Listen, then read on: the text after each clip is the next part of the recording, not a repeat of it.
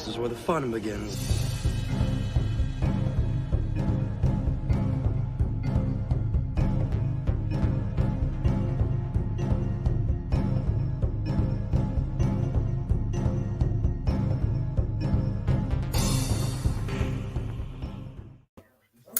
Good morning, everyone, and welcome to Coffee Chat. And good morning, Stig. How are you? I'm quite well. Nice. And so what are you enjoying this, your fine evening? It's evening for Stig, of course. Yeah, it's 6 in the middle of the day almost, but Yeah. Yeah, enjoying some Coca-Cola. I have a little bit of chocolate too. Oh, Coca-Cola and chocolate. Sounds kind of classic. Yes. Yeah. Awesome. And I'm enjoying a regular cup of coffee with just a little bit of sugar and cream, and that's it today. Something you're improving. Great. No, I love my flavored coffees, don't get me wrong, but today it's just been one of those mornings that just what I made myself. Yeah. So I don't know if you would say that's improvement. I think it's under improvement. Do you know who else drinks kind of regular coffee? Who's that? Luke Skywalker and Han Solo and Leia. Luke drinks hot chocolates. No. Yes, he does. All of them drinks regular calf. They don't have like bantha steak in it or. No one puts meat in their coffee, so I don't know why you're obsessed with meat and coffee. Maybe that's what you enjoy. No, because Miss Teresa found something. She found something? Yeah, that had that crap in it. I'm not even kidding. I'm going to have to, Teresa, you're going to have to share that with me because it's like, now I would say that's freaking gross if you put meat inside your coffee, okay? But that's not what I drink, nor Teresa, I don't want to fully speak for her, but from what I see in her history, she doesn't put meat in hers either. So, yeah. She puts butter in it. Butter? Oh, the butter coffee? Yeah, the bullet or whatever it's called. Yeah, I've never tried that. And I don't know. People like it, I guess. To each their own, Yeah. So, you guys, we're coming at the end of June, and there's this live stream and the Saturday live stream. You have a chance to become a member of my channel, and during these live streams, and when you do, your name will be entered into a drawing to win a copy of The Heart of the Jedi. So if you haven't become a member of my channel as of yet, and if you can afford to, it's all up to you. You will be entered to win, and I will have the drawing in July. I'll have a live stream drawing, a copy of this novel right here. So I'm excited about that little incentive since, I'm catching up with everything with having my channel monetized, membership, what have you, and just a little incentive right there. And then this Saturday on the 26th at 1 p.m., we are having the review of the prequel to Episode 3, Revenge of the Sith, Labyrinth of Evil. So come join us for a wonderful discussion regarding this. We will talk the good, the bad, and the ugly about this, and what we like and dislike, and if it really holds true to being a prequel towards, Revenge of the Sith. And reading this and watching Episode 3, I realized that a lot of the world building that happens even in Revenge of the Sith comes from the EU. Oh, yeah. Yeah. And it's a wonderful thing to discover because George really, really bridged the gaps and bridged the EU, the expanded universe within his movies. And so I think that's a beautiful thing. So, yeah, so we'll even discuss that, and we'll try to hit all the points if we can about what EU items were brought in to do the world building for Revenge of the Sith. So there you go. So I'm excited about that. So that's this Saturday at 9 a.m. And then the Saturday evening, and I forget the time, my time, I will share it on Twitter. I will be on Open Airlock's channel in, I forget the name of I always forget the name of it. It's brand new. I'm so bad. Fall of the Night. There you go. So we'll be having that, and we'll be discussing various issues, including Star Wars stuff as well. Very fun, very relaxing. We like to make it comical and not too staunch and stiff. And and have fun with it. So join us on Open Airlock Policies channel for that Saturday night. And Stig, do you have any quick announcements before we move on? No? Oh, he just muted himself when I asked that. Damn it. Okay, let's look into the chat right here, and then I have a few things to share, and then we'll get into the comics. All right. Let's see. Orange Hat Review. Good morning to the West Coast. Good afternoon to the East Coast, and good evening across the pond. Thank you so much. And then Master of TDS, Master of the TDS, won't be able to stay long, but glad I was finally able to make a stream. Thank you so much for coming in. I appreciate your support. And then everybody's greeting each other in chat. And Miss Martin Muses, hello, her signature hand wave and rose. Thank you for coming in. And it looks like she is enjoying coconut water. Awesome. That is a great coconut water is a great way to hydrate yourself, especially after working out, because it has a lot of electrolytes in it. So the coconut water from the coconut. And it tastes good too. Let's see, this jumped on me. Let's see, Orange Hat Review. Is that the Coca-Cola with the snuff in it? Laugh out loud. Snuff in it. Yeah. I don't know. Coca-Cola? I don't think you drink Coca-Cola. Is that a thing? Coca-Cola? Oh yeah, they're people are pissed at them because Coca-Cola's gone woke. Oh, that's right. I forgot all about that. I just buried it. Yes, about the little thing about submerging their employees into policies and stuff like that. Woke policies training kind of deal. Yeah. I don't know. It's strange. We live in a strange world right now. Let's see here. They drink stim calf. Get it right. And then Soul Assassin, good morning to you. I hope you are doing well. And he has a new profile picture. Yes, I noticed that. Look at that. Who is that? I don't know. I don't know. Yeah. And then Storta Populus, our Popus is Luke drinks green milkshakes. I don't know. I know that in the lore he does drink hot chocolate, and that's even in the Thrawn trilogy. Miss Martin Muses, it wasn't meat. Well, it was something. There was caramel and all kinds of crap. Oh, okay. So you're over exaggerating. No. She sent me a picture, and even she said it was disgusting. Yeah, but it doesn't mean that there was meat in there. But I can't remember exactly what it was. But it was heck if I know. Maybe it was chicken leg. And then it says meat or mead in coffee. I don't know. And then Master of TDS, meat coffee sounds nasty. Yeah. I don't understand why people would do that. The butter was a surprise. Oh, that's what she said. And then Soul Assassin, prequel to the prequel. Yep. So it is the prequel to the novel, prequel to the movie. And which one is the prequel to? Oh, it's Dirge from the. Isn't it from the Tartakovsky? I was thinking that, but I wasn't sure. I don't have my glasses on, so let me look closer. I think it is. Yeah, because I've only watched that one once. But I've read the comics, right? And he's kind of bigger in those. Yeah, he's more exaggerated, I guess you could say. Yeah, more bulky. And now they're gonna fuck him up in Disney canon. Yeah. And have him being he's gonna be incompetent versus Dr. Aphra. Yeah. It's I don't know. It's bad. They don't care for lore, and that's the thing. People are cheering on, but they don't realize that they don't care for lore.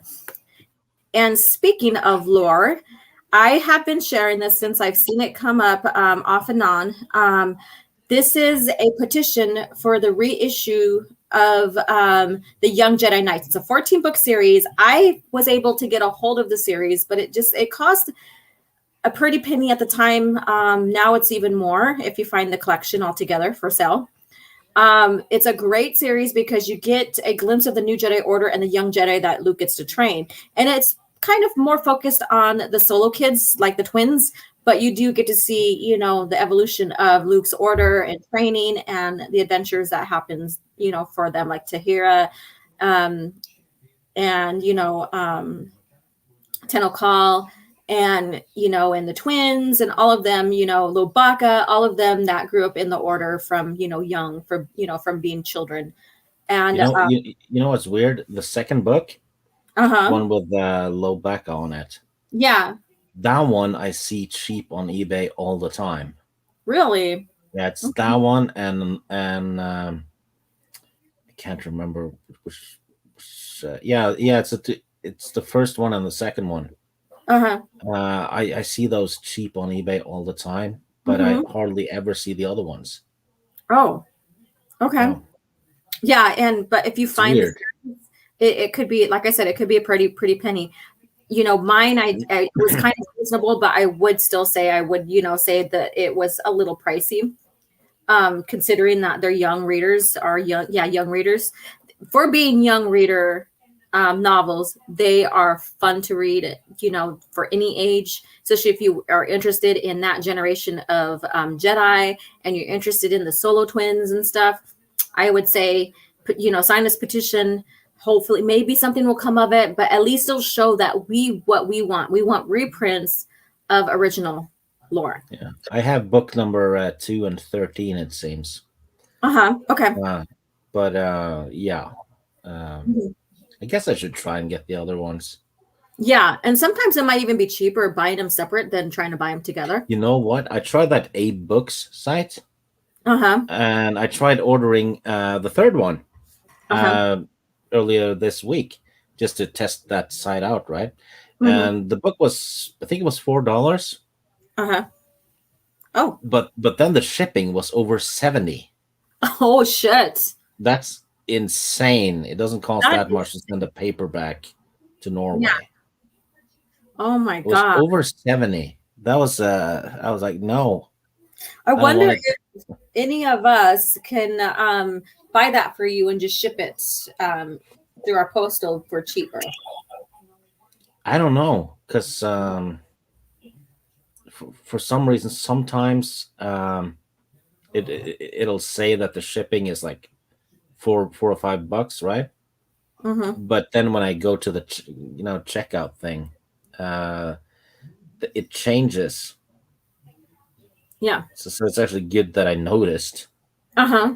Okay. So Wow. I don't know, and it's if I buy from the UK, the shipping really isn't that bad. Mm-hmm.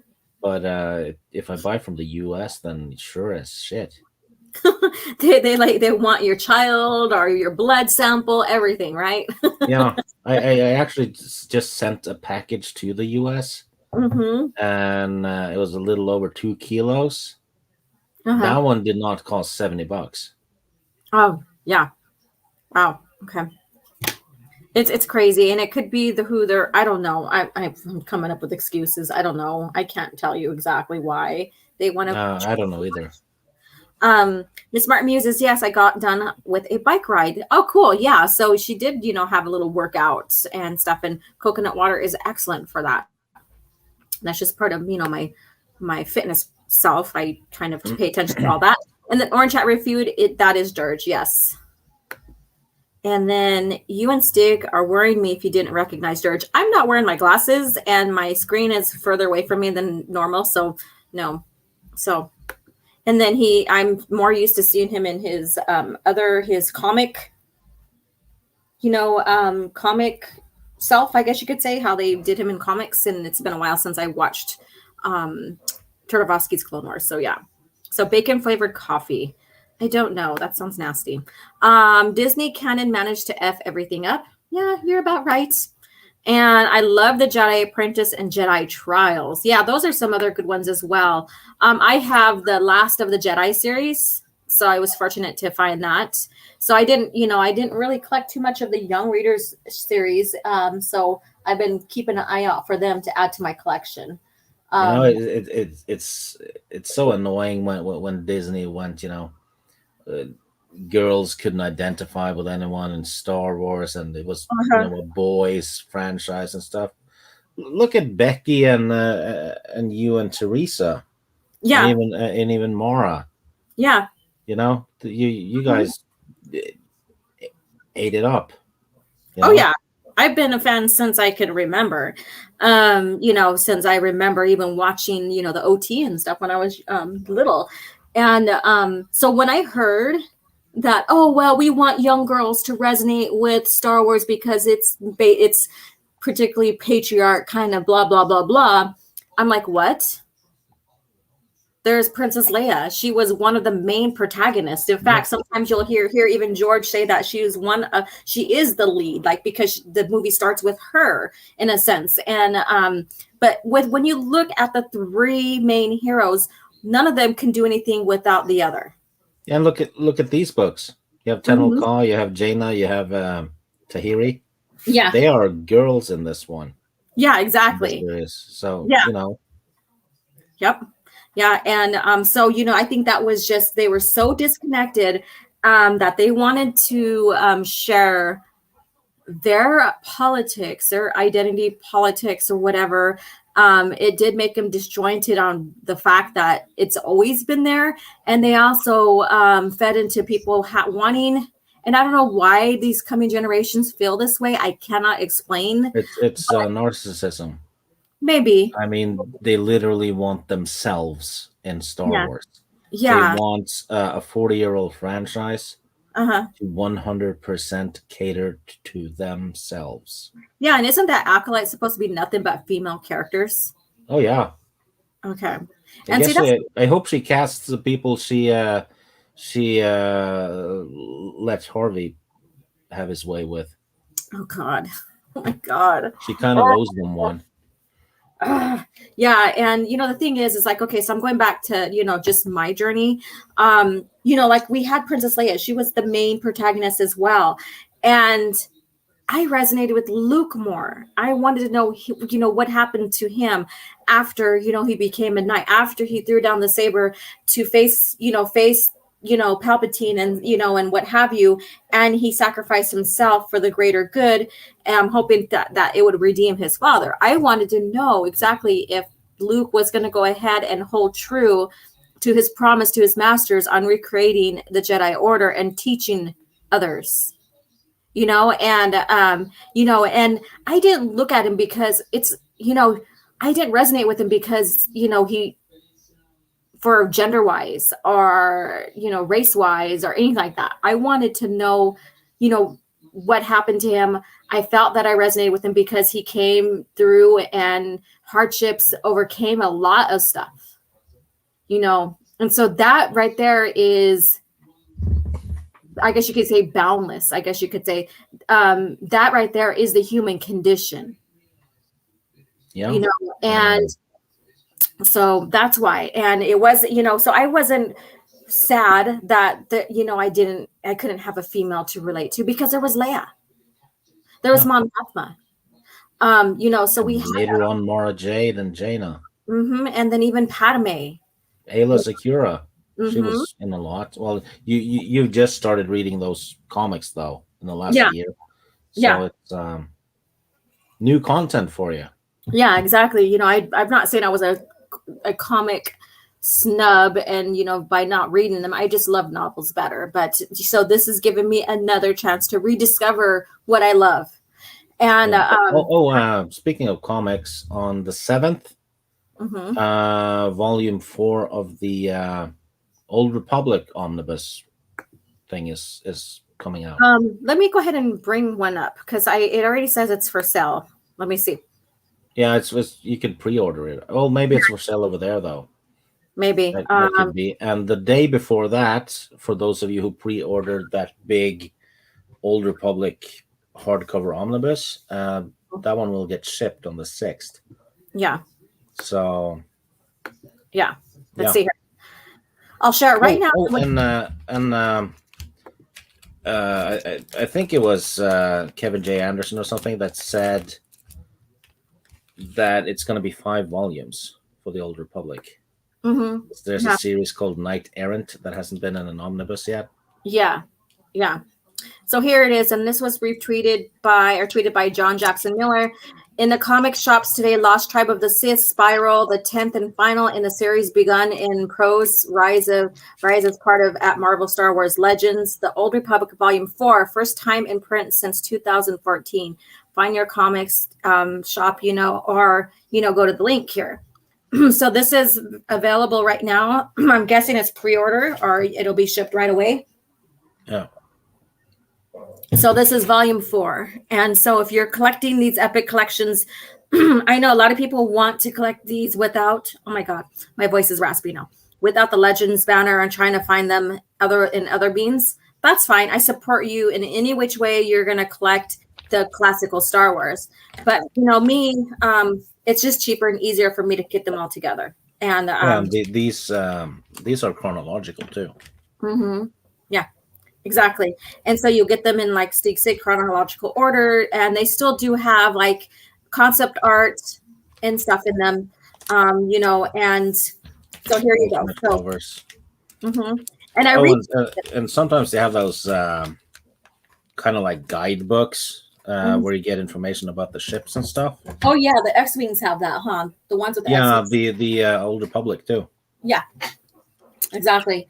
And so I shared this on Twitter for you guys. Go ahead and go follow me on Twitter and check it out. And if you're collecting the comics or trying to, collect the missing pieces that I would suggest just to get this. Again, I respect those who don't want the prints with the Legends label on there. I respect that so much. Do you find it? In August, we're getting the 5th original Marvel comic omnibus, which is number 5 out of 6. So 6 is probably going to be out next year. Mm-hmm.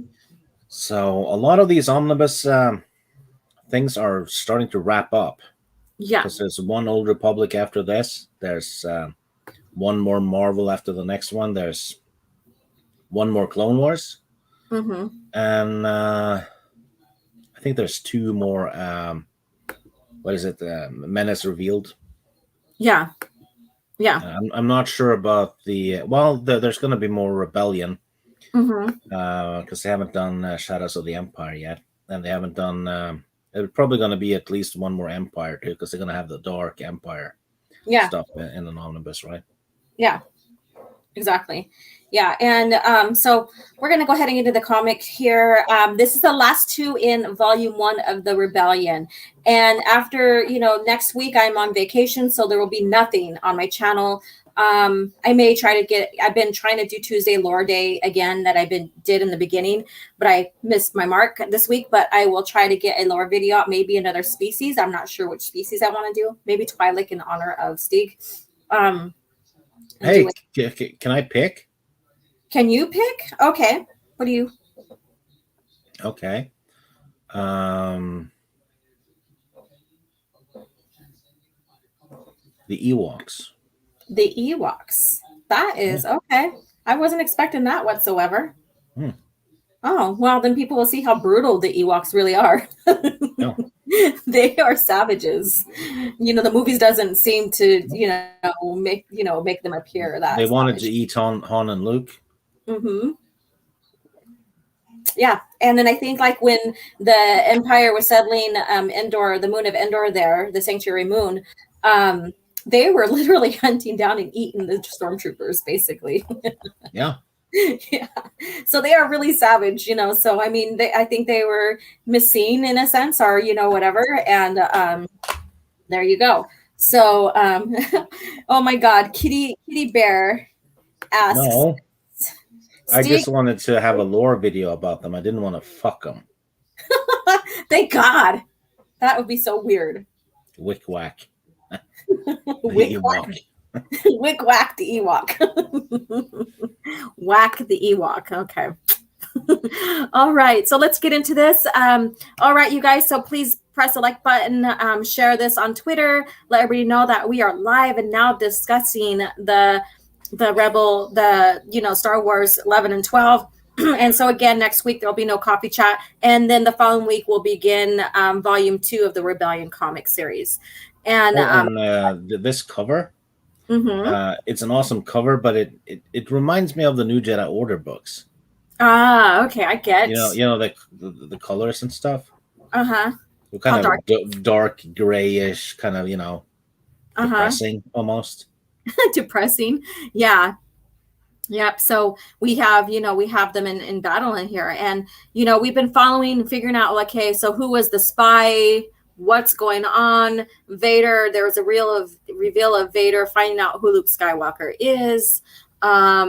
All of that. So we have all of that. So we know now from this point on, and this like months after the Battle of Yavin, right? So we know now that he learns within months from the battle who Luke Skywalker is. That quick. Yeah, I think it's 2 months, wasn't it? 2 to 4 months, I believe. Yeah. Okay. Yes. So, it happens within that time frame. And so we realize that, Luke gets known fairly quick and becomes the most wanted fairly quick. Unlike what Disney shares. He's kind of like the Unabomber times 100 in Star Wars. yeah, because like he's the one, made that shot. Han is the one that helped him make that shot because he friggin' like blasts Vader off of him in a sense. And so we have that, and of course Leia's already known because she's a high figure who is now a leader of the rebellion. So she's already known. So we have that. And Leia outranks Luke easily, which is what Disney said they didn't. Oh, they kept saying Luke was the leader, right? Remember that?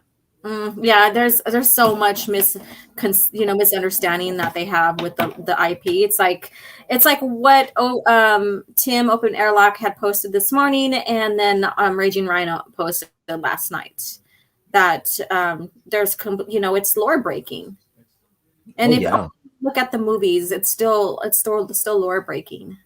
Yeah, Rhino had a proper rant about that this morning. I appreciate his lack of filter. Yeah, it's awesome.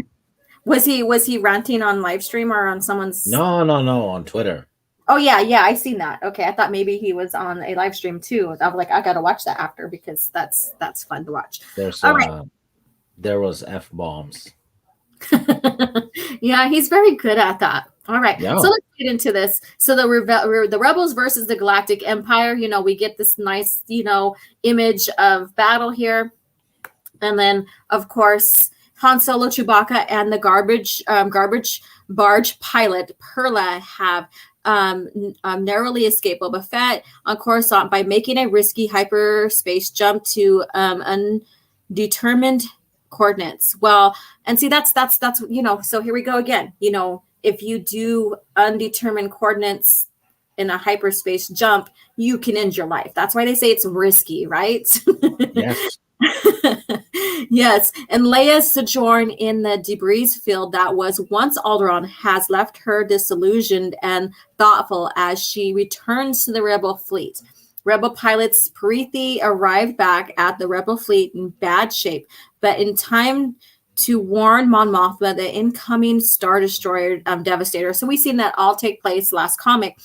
It has taken place. Aboard the Devastator, former prisoners Luke Skywalker and Reg Antilles commandeered 2 TIE interceptors. So that is a gain for the rebellion because they get these new ships now, right? And joined the Colonel Bircher wave of Imperial fighters launched to assault the rebels. And so, of course, Darth Vader, now understanding exactly who Luke Skywalker is, was commanded his personal spy, Barashai, to detain Luke no matter what. So there we go. So like I said earlier, Luke is now the most known wanted person. Of course, I'm pretty sure everybody that's in high official under Vader knows, so it's slowly getting out more and more, but it took within months, a few months for them to find out. So we have Bria, basically look at how, sweaty she is. She's sweating more than Epstein did in jail. Oh, geez. And then, she was once a Kuat executive, now a agent of Darth Vader, is gripped with fear, not because of the impending battle, but for her failure in locating and detaining the one called Luke Skywalker. The presence of 2 rebel spies aboard the Devastator at the same time they engage the Alliance fleet is no coincidence. So she is like friggin' fear for her life. And of course, rightfully so, because it's Vader, So, and then I guess we have maybe this is Vader talking attention. We have moved. Okay, this is an announcement. Attention. We have moved to battle ready status. All the non-essential sections of the ship will be sealed off as a precautionary measure. And so we get a little glimpse of what they do when they go into battle now. I love that. So please vacate this area and report to your station. So she knows they're going into battle. She knows she's in trouble. Her life could be ended because she did not she failed Vader, basically, because she failed to, basically Vader told her and told her to shoot and to kill Wedge and bring in Luke. And none of that happened. They escaped with 2 interceptors. TIE interceptors, and that's what fairly new for their fleet, the TIE interceptors. So now the rebellions have them to study. So, yeah. Am I correct in assuming that you have not read the other omnibuses? You know that. No, I wasn't sure. Yeah. Okay. Yeah. Oh, you're in for a blast because. Okay. Because this one is awesome, but the rest are too. Yeah. Big time. There's no weak comics in it, I think. Yeah. Yeah, and the art too and stuff. That's amazing too. Yeah, so I'm trying to read as we go along. Now, Legacy comics I already read once I got all of them. So but I can't wait till we get to that one. But that's later down the road. So let's go on. So yeah, Stig, once I start getting into the other ones, you will hear more from me, like, oh my God, nerding out to you before we start. Oh yeah, I know I will, because there's a shitload of Leia. Yeah. Okay. And so basically, they're communicating about the battle now. They're going into battle. All levels reporting, sir. So they're basically reporting and starting to commence, battle, against the rebellion, because they did follow Preethi. They did find the coordinates where the rebellion is and home fleet or whatever it's called, and they are there now battling. And then here we go. So we have one of the Mon Calamari ships there, and it's it's got its shields up. Look at that, and it's taking the fire and stuff, and taking a pounding. It is taking a pounding. There you go. Yeah.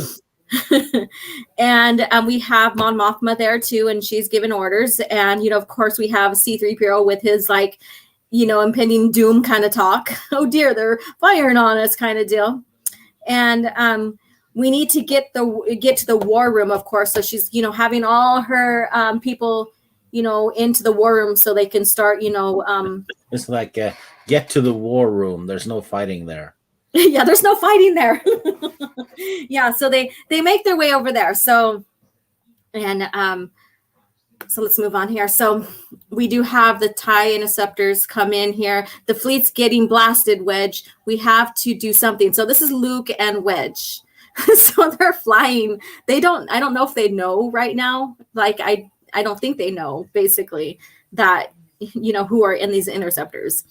We do. That's probably why Filoni made Wedge TIE fighter, probably because he probably glanced at the comic and went, "Oh, Wedge is in a TIE fighter. He must be a TIE fighter pilot." Yeah, right. And we are doing something, Luke. We're staying alive. So basically, Luke is still pretty much green in in the war, in fighting and stuff like that, because this is just months. We know that he's not green. He's red 5. Well, no, I don't mean by his call sign. He's like, he's not green. He does drink green milk, Bantha. Oh no, that's Disney shit. Never mind. It's blue milk. That's soy. Yeah, that's soy. Okay, think about it. We break formation and will be challenged. So basically, Wedge is talking sense, and then we need to stay alive. So we have to pretend. Yeah. And let's kill Mon Mothma so they don't notice. Yeah, right. Let's go ahead and blast fire at the ship, our own home fleet. But that's the thing, is that they have to still look like they're part of the squad right there. The squadron right there. And otherwise they'd get shot by their technically their own in this instance. Yeah, and the thing is too is that they may receive friendly fire because they don't know who they are in there either. So what do we do? Look at the fleet. Most of those ships are transports and freighters. They're no match for a Star Destroyer. So Luke, is like assessing the situation as well. So, and then there's a crackle. All squadrons. This is Colonel Bircher. Time to go. I've ordered the Devastator to cease fire. It's our turn now. Let's rid the galaxy of these rebels once and for all. Dun dun dun. So basically, like, okay, let's use our ties, our squadron and stuff, and and they see them as easy. Yeah, kill. And without the X-wings, they would be. Yeah, exactly. And so they're like, oh, this is just easy pickings. We don't have to have the Devastator firing, right? We could just bring in our TIE fighters and TIE interceptors and take care of the problem already, So so that's his thinking there too. And then he's basically said they won't, not until we sit down in Home One's hangar and pop the hatch. So they're planning on going into the hangar. So this should be interesting, right? This is where we find out what kind of pilots we both are. So, they have to strategically get into their own hangar in those TIE interceptors. So there you go. And then I like this picture of Mon Mothma here because she's not wearing her standard white robes that we see her in. Yeah. So I really like that. I like to see that little bit of change and stuff because we see her mostly in her ceremonial gown from her planet, Yeah, I always thought I get why she would wear it at the Senate, but not well with the rebels. This outfit actually makes way more sense. Yeah, and I think that's why they decided to put that Holdo woman in some kind of gown because Mon Mothma was in one. Yeah. Weird. I had gotten Holdo out of my head. I am so sorry. You're like, she was in existence until now. How dare you? It's like, finally, I purged her. And then you brought her back, bitch. No. Okay. And then this is Home One. We have an incoming X-Wing. Incoming. Just drop out of light speed unmarked, but it's transmitting a friendly code. So they're realizing that these X-Wings are, coming in with a friendly code. So they're kind of in suspicion too. Let it through. Damage report. We lost 9 smaller crafts, heavy damage to 2 cruisers. All others reporting light damage. Home One's shields are holding, but ma'am, so they're taking a lot. And note, they decided to not have the Star Destroyers fire. They want their squadron to do it. So there's something interesting coming up if you guys haven't read this yet. So here we go. We have the battle. We see the battle, the fire, the ships taking damage, all of that. And then we have an X-Wing coming in as well. And of course, it's Leia. She's coming in the midst of battle. So, and she came from the Ruins of Alderaan. Yeah, and look at her landing. It's like I said. Women trying to park. Oh my God, she's coming in. Evidence right there. Whatever. And then so they're like, Senator Organa, and then gather around. We don't have much time. So basically, she now is joining in the and getting everybody revved up and out to fight in the X-Wings and stuff like that. So again, I don't like that they have a Trandoshan among the rebels. Right. Because they help the Empire hunt the Wookiees and stuff. So, I get that they're individuals, but still, yeah, they're kind of a villain race, in my opinion. Okay, all right. He just doesn't belong. Yeah, that's like a Wookiee joining the Empire. Yeah. All right, so here we go. Bircher here, the rebel fleet's 2 clicks out. Safety's off, weapons hot, open fire on my command. And so basically, he's leading here. Forget Yavin. Let's show this scum what it means to go up against a squadron of elite Imperial pilots. So he's rounding his troops up. Creating high morales to for them to start pushing back on the rebels, basically. So here we go. And then he's all ready, Luke. I'm ready, Wedge. Basically, 3, 2, 1. And so here we go. And we have Wedge and them trying, wanting to get into the hangar, into safety of home one and stuff like that. So here we go. This makes me want to play the old TIE Fighter games again. Yeah? Oh, yeah. Nice. And I love the colors here. You have all the, the colors here, from the explosions to the firing of, like this looks like X-Wings, or is this an X-Wing? It looks like it. Or is it a interceptor? But anyways, we have that, so I love this, the details that are happening here. So. Oh, yeah. Quality artwork. Yes, it is. And then, so we have Luke and Wedge making it through. And again, they zoom in here, just like Leia did. They're following her lead. I don't think they do. And so they make their way in, look at the alarm here. They're like, what the hell? And they're like, get down, so they make their way through. And of course, I wish Teresa was here to do the sound effects. That'd be fun. And then Leia, don't fire, So basically, we have Wedge coming out, holding up the. If they fire, at least they'll shoot out the stormtrooper mask, right? So here we go. They did have all the blasters ready. They're like, what the hell is going on here? And then, so now we are here at the asteroid belt, the Alderaan system. Having escaped from Coruscant in one piece, Han Solo and Chewbacca follow the mysterious Perla's directions to remote location in hopes of salvaging the mission at hand. So she does have, random coordinates. And just imagine if it was off a little bit more, they would have been colliding with that asteroid. Yeah, imagine that. Mm-hmm. Yep. And so this shows how... And you know what? Given how long, or rather how far they jump, yeah, this is pure luck because this is close. That is really close. Mm-hmm. And then rearming the Rebel Alliance after the Battle of Yavin, the Millennium Falcon, Perla is proving to be every bit a rogue smuggler Han is. So basically, she has, she's just as clever, smart, all that as Han is. And look, she's a woman. Oh, yeah.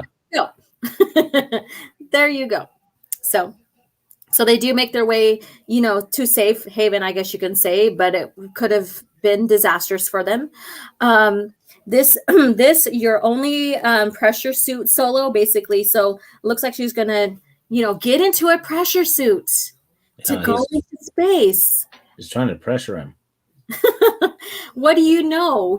They do use pressure suits and stuff like that when they go into space. Yeah. Remember that was a thing just like a couple of days ago on Twitter? Someone trying to say that, Luke and them didn't really use suits because they're trying to justify Leia being in space. No, he did use suits.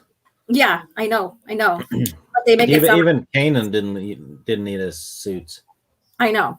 So they actually did it on Rebels before they did it on the Last Jedi. Yeah, and no one complained about that. No.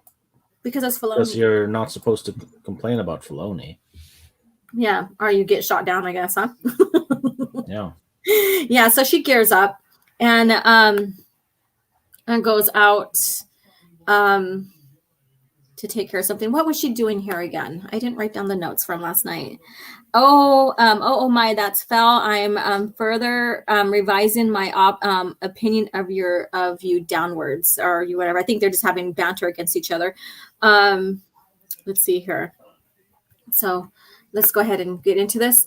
Of course, Chewie's talking, and I'm not going to try to say that unless you want to, Stig. He says, yeah. Yeah. She's delivered delivered so far, and we owe her. So, basically Chewbacca's like, what the hell is she doing? Let's go. I do remember the last time I said that about a woman. Oh, okay. So I think he maybe is thinking of Leia. Maybe, I don't know. No, I think it might have to do with the Han Solo trilogy. Yeah. Oh. Yeah, that too. You're right. Thria, it's Bria Theron or whatever her name is. Maybe. Yeah. And I would thank you to not keep bringing that up anytime we're around one of the fairer sex.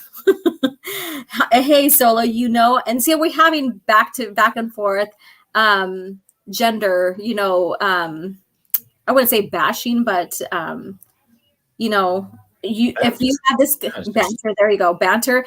If we had this right now, it'd be people be reading all over the place, right? Because Han will mouth back off to a woman. They're fair game, So, and then we see the woman mouth back to Han, which is fun, but nowadays you don't really see that. It's usually the woman putting them in their place, right? Yeah, or in Leia's case, punching him. Yeah. So, and I'd love to hear the rest of the story, but here we go. You watching, and so basically, she looks like she has a stash of something here. So this must be her secret stash place, I'm guessing. And she's like, "What do you think?" And he goes, "I think I'm in love. Every girl needs her own stash spot, right?" So there you go. So she has her collection or whatever, here, and in this asteroid belt. It would be fun if it was a stash of chocolate. That would be marvelous, really. Yeah. You know what kind of chocolate though? What's that? It would obviously be Mars bars. Oh, Mars bar. Or the Milky Way. Oh, there you go. Carry on. Carry on. And then basically we have Han here. And here, like, he almost looks like Wedge here because of the lighting and stuff. But it is Han. What am I looking at here? And she tells him an old crime boss called Nirama had his hideout here back during the Clone Wars. And yes, I looked that up. So basically we're having lore connection here. Continuity, referring back to past events. Yeah. So there we go. And that's what I love. And I did look into this. I didn't write any notes down, but yes, it is from past events. And if you know the lore or don't, even if you don't, I would suggest that you go back and just review that and research it and stuff. If you're like me, I love looking, tracing continuity, tracing the history, and how the present links to the past and vice versa. It's really, really good. You're going to get a lot of that in these comics, actually. Yeah. And this whole belt saw a lot of action back then. It's been deserted for maybe 20 years.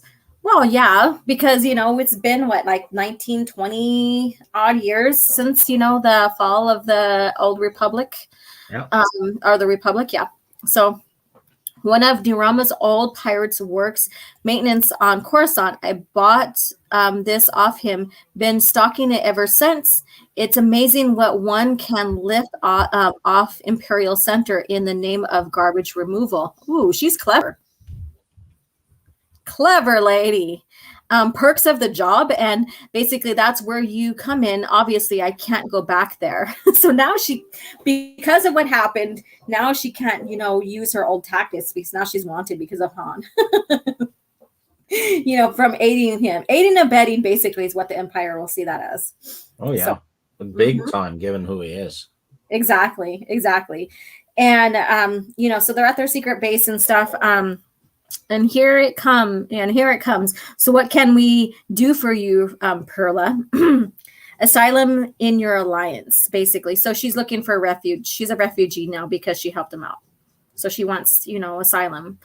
And then says, and it says, corrupts, I can't say that, mutations, MG7A, proton torpedoes, all my mint in box. So she has weapon stash.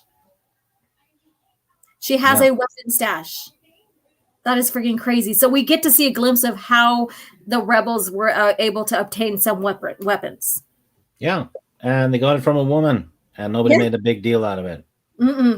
Yeah, and it's not this big old huge casino wealthy corporations that have been selling weapons to both sides, which, that sometimes does happen, because the person with the highest bids, but sometimes the one that's ruling will seize those weapons, manufacturers for their own. And we see that in classical Star Wars. It should have happened in Disney.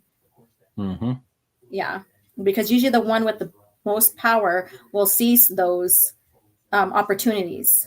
And so then we see the rebels having to scavenger around to find their weapons and find their, even their fighters, their TIE fighters, all of that, they had to steal and take, most of them. So we see that. I think Disney got that wrong. I honestly do.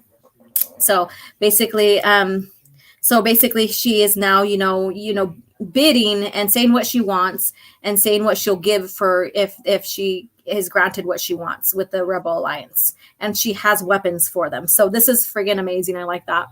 So there we go. Now back at Home One, Wedge, you and Luke just left this party, and now they're going back in. So they switched crafts, and now they're going back in. Of course, because they are needed. They're the top, basically the top pilots, right? And now Wedge is top over Luke because Luke is still learning. I've always loved Wedge as a pilot, as a non-force user pilot. I think he is amazing. He's even flown later in the lore with all nothing but Jedi pilots, and he held his own still. Yeah, and you have Leia joining as well. Leia, Luke, and Wedge, actually. Yep, exactly. So they hop in and they, they get into action there. So basically, and we know last week when we reviewed these comics that Wedge has the idea of Rogue Squadron. So, right now they're still acting under, the stealth squadron that Leia, put together. So we have that. So, and then, they're into the action here. House Preeti. And all I heard is she made it back and is recovering in the med bay. Now get your head in the game. So again, this is Luke. S-Files in attack position. Stay with your wingman. So basically, Wedge is calling Luke back into reality. Basically, let go of your dick and grab the flight stick. Oh my God! Yes, you have a point, my sir. Very big. And then it's like, if you keep doing that, you're going to lose that hand. The other hand. Well, he hasn't lost it yet. Oh, that's right. Duh. We're still early. I foreshadowed it. You're foreshadowing. There you go. Fire at will, basically. So they're joining in the battle. Right, like, who's Will? Why are we shooting him? Why are we shooting Will? Why? What did he do? Yeah. All right. I'm gonna look at hear an X-wing pilot in the distance going, no, because his name is Will. Yeah, let's see here. We have 14 in the joining us, watching and stuff. So please hit the like button and share on Twitter. And if you have Facebook or you're part of like the Legends Expanded Universe Star Wars groups, then share there. So Brian McCain, woman POCs before the SJW movement said they existed. No way, Jose. Okay.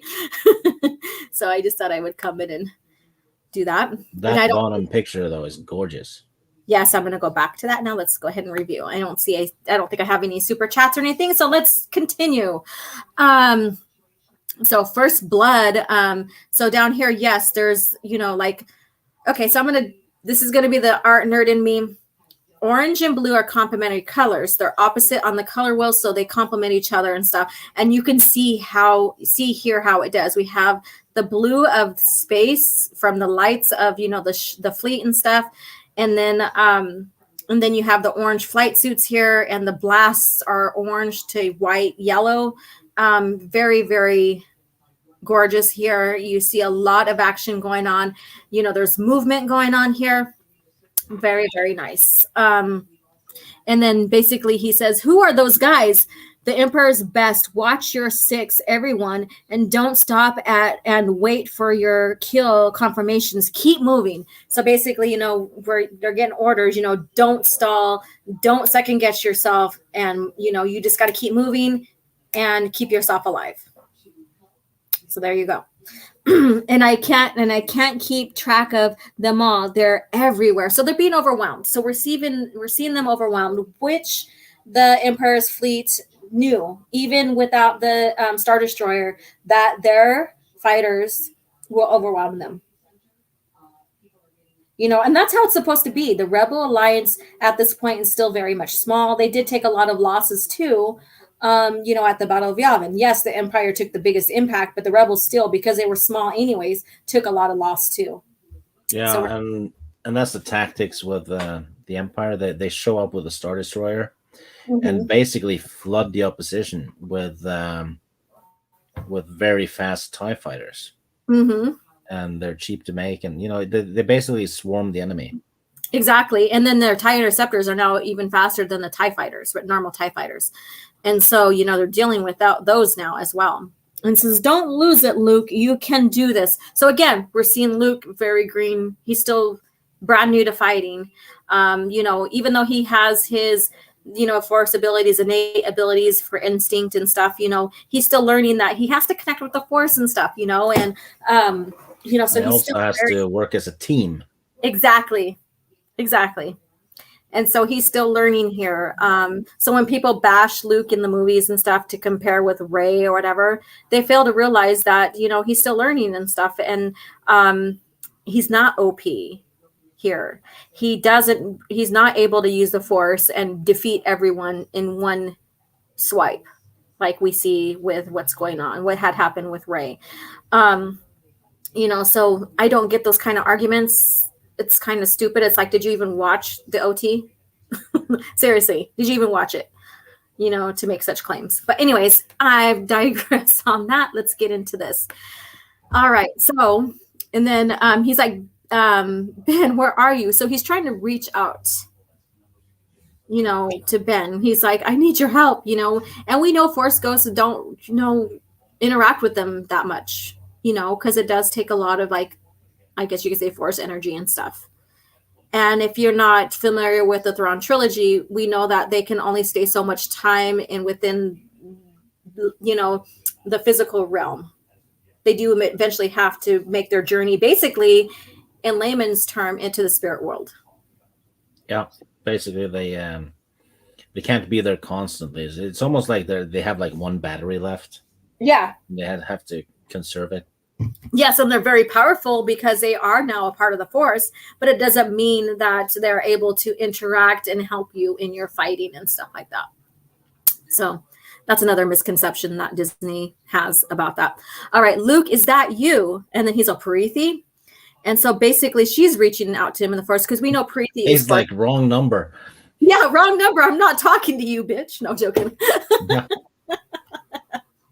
It's like I'm calling out for Ben. What the hell are you doing here? You know what you should have said? What? Excuse me. Can you put me in contact with Ben Kenobi? Yeah. Did I get that wrong? Like, yeah, sure. You're number one in line.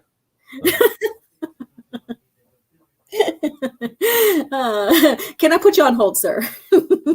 Why redirect your call?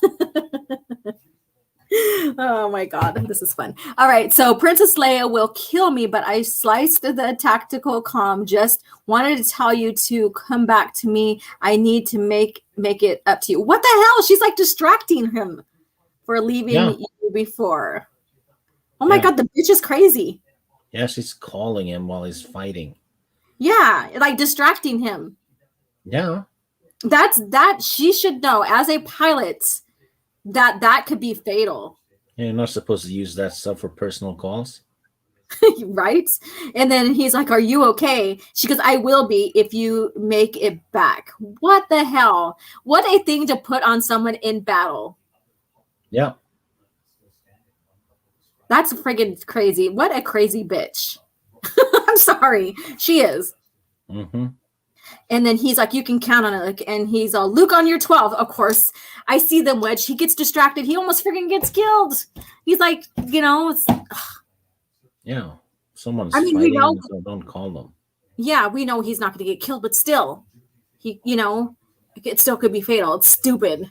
Okay, anyways. That's kind of a stupid thing to do in horror movies, too. If they know one of the characters is inside the killer's house, right? Yeah. Snooping for something, and the other ones are inside, and then they call the person. Uh-huh. And then the killer hears the phone go off or some shit, right? Yeah. Like, where are you? I could see. Yeah, I'm just about to get killed. You gave away my position. Yeah, but why in the fuck did they answer the phone anyways? Stop the ringing? Maybe that, but it doesn't matter because if you pick up the phone, then you're giving away your location. If you just let it ring, it's ringing, then they don't know where you're at. Well, you can follow the sound. But they don't know that you're there. That's my point. But if you answer the phone, then they know you're there, no matter if you're talking or not. No, yeah, I mean, the killer would be near, someone is sitting in the closet, right? And then her phone rings. Uh-huh. And the killer's outside the closet and like, oh, yeah, there she is. Because you can hear the ringing from the closet. That happens a lot. Oh, like with the cell phone. Yeah, that's stupid. Yeah, I get it. I'm talking about classical where it's like just the regular landline kind of phone. Oh, yeah. Oh, that doesn't matter. You're giving off your location. Yeah. Yeah, it's crazy. All right. And then basically he says, nice shooting. Everybody else, report in. Tess, here, I have 4 kills and counting. And then he's telling them to fall back. And got a bit cooked, and that in that last pass attempts to lock it down, but my hydraulics are very way low. So we're seeing them, get damaged. Near destruction, of and all that. So, that Tess is one we haven't seen too much of yet, but she's hot as hell. Oh, there we go. So I have something to look forward to for you drooling all over your mic and stuff when we finally get there. Okay. All right. So we have them, talking back and forth and orders being given and and all that. So let's go ahead and move on. And then we have Bircher to home 1. I hope you kept the front door unlocked. And we're like, what? And then Mon Mothma, you see her thinking, and then C-3PO is like, ma'am. And then 3PO, see to it that the number 5 hangar is cleared. So we have him talking to Mon Mothma. Interesting. I'm not giving anything away, but this is getting interesting right now, okay? So he's talking to a comm separate from his TIE fighter. And then, so C-3PO is questioning this because it's like, why are you communicating with the commander? The Emperor's commander, and then C2 all personally that's an order, basically, she tells him. If I make it through this day alive, of course, classical C-3PO banter. Come on home. And he's all copy. Jamming all tactical channels, slaving all squadron command override codes to you. You now have external control over all Imperial fighter craft. Wow. And let's move on. So we're back in the battle here. So we have that going on. Everybody's like, what the hell's going on? Now we're back in the battle here with, our heroes here. Wedge confirm receipt of new orders from Home 1. Orders confirmed, Leia. I can barely believe them, but I can confirm. And so they're getting orders now from Home 1. But you're still at attack speed and painting targets, Wedge. Stand down. Those ties are no threat to us. So we're seeing now that Mon Mothma does have control of the Emperor's fleet. Interesting, isn't that? So, and then Wedge, they're Imperials, the sort who cut down innocents and non-combatants. And then so she's questioning that because she has no idea what's going on. Of course, everybody's going to be confused until something's revealed here. We'll take them into custody, try them for crimes, and be a couple squadrons of interceptors richer for it. So basically, they have the TIE interceptors in the hangar. They get to study. They killed everyone we ever cared for about Leia. How do you deal with that? So they're like, we just want to kill him. We want revenge. And Leia's like, no, we're gonna be humane about this and try them, and then we'll kill them. No, and so forth. So they're not understanding the concept. They want revenge, and we do see that here. So here we go. So he makes it in to the hangar here. The battle is yours, home one. And so they make it in. They're all lined up, ready and armed, because of course these guys don't know what's going on. And here we go. And with the code, your agents sliced into the Devastator's main core, so are the spoils. I've missed you, Mon Mothma. And everybody's like, what? And she goes, and you, my dear nephew. So basically, that's her nephew. What do you think about that, Steve? Yeah, I think it's cool. Nice little twist. Still think it's weird, though, because he almost blew up Leia in the previous comic. Yeah. So I thought that was because he went out of his way to get them. Yeah. And he used those mines or whatever it was to blow up Leia. Yeah. So I thought it was, the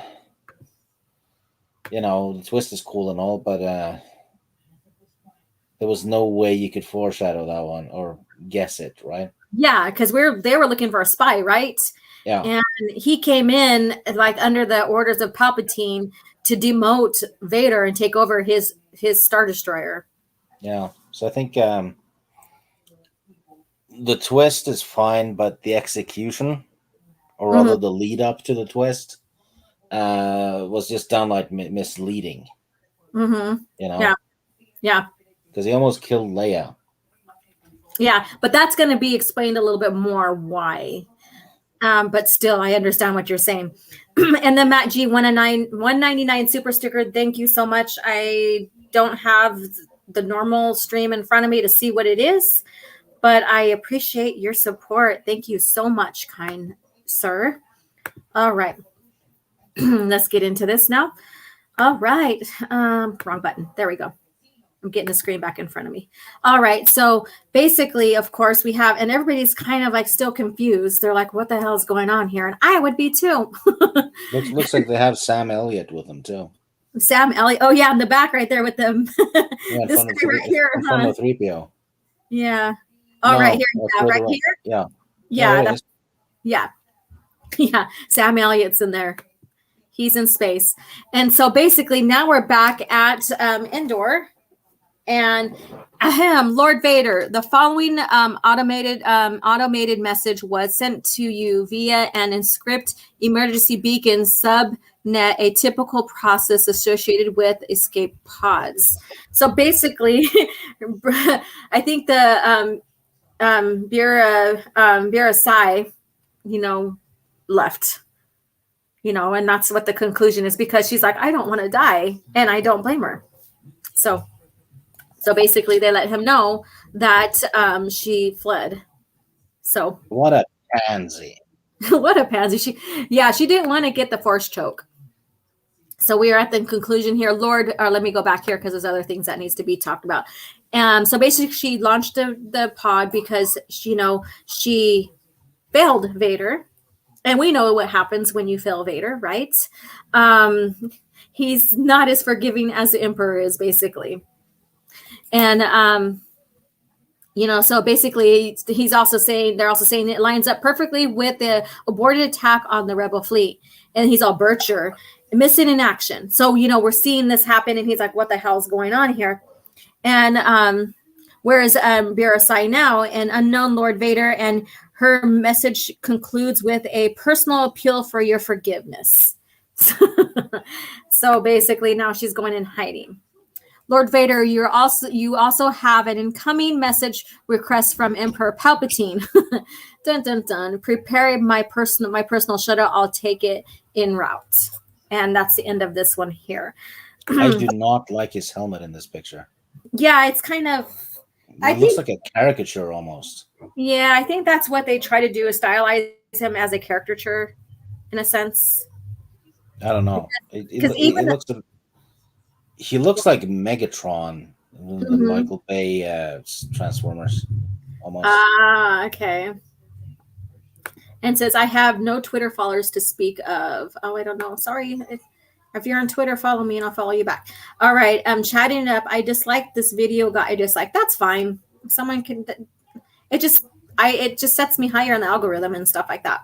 So usually it always happens if we say anything bad about Filoni. Yeah, that was probably the trigger. You are right, sir. You are right.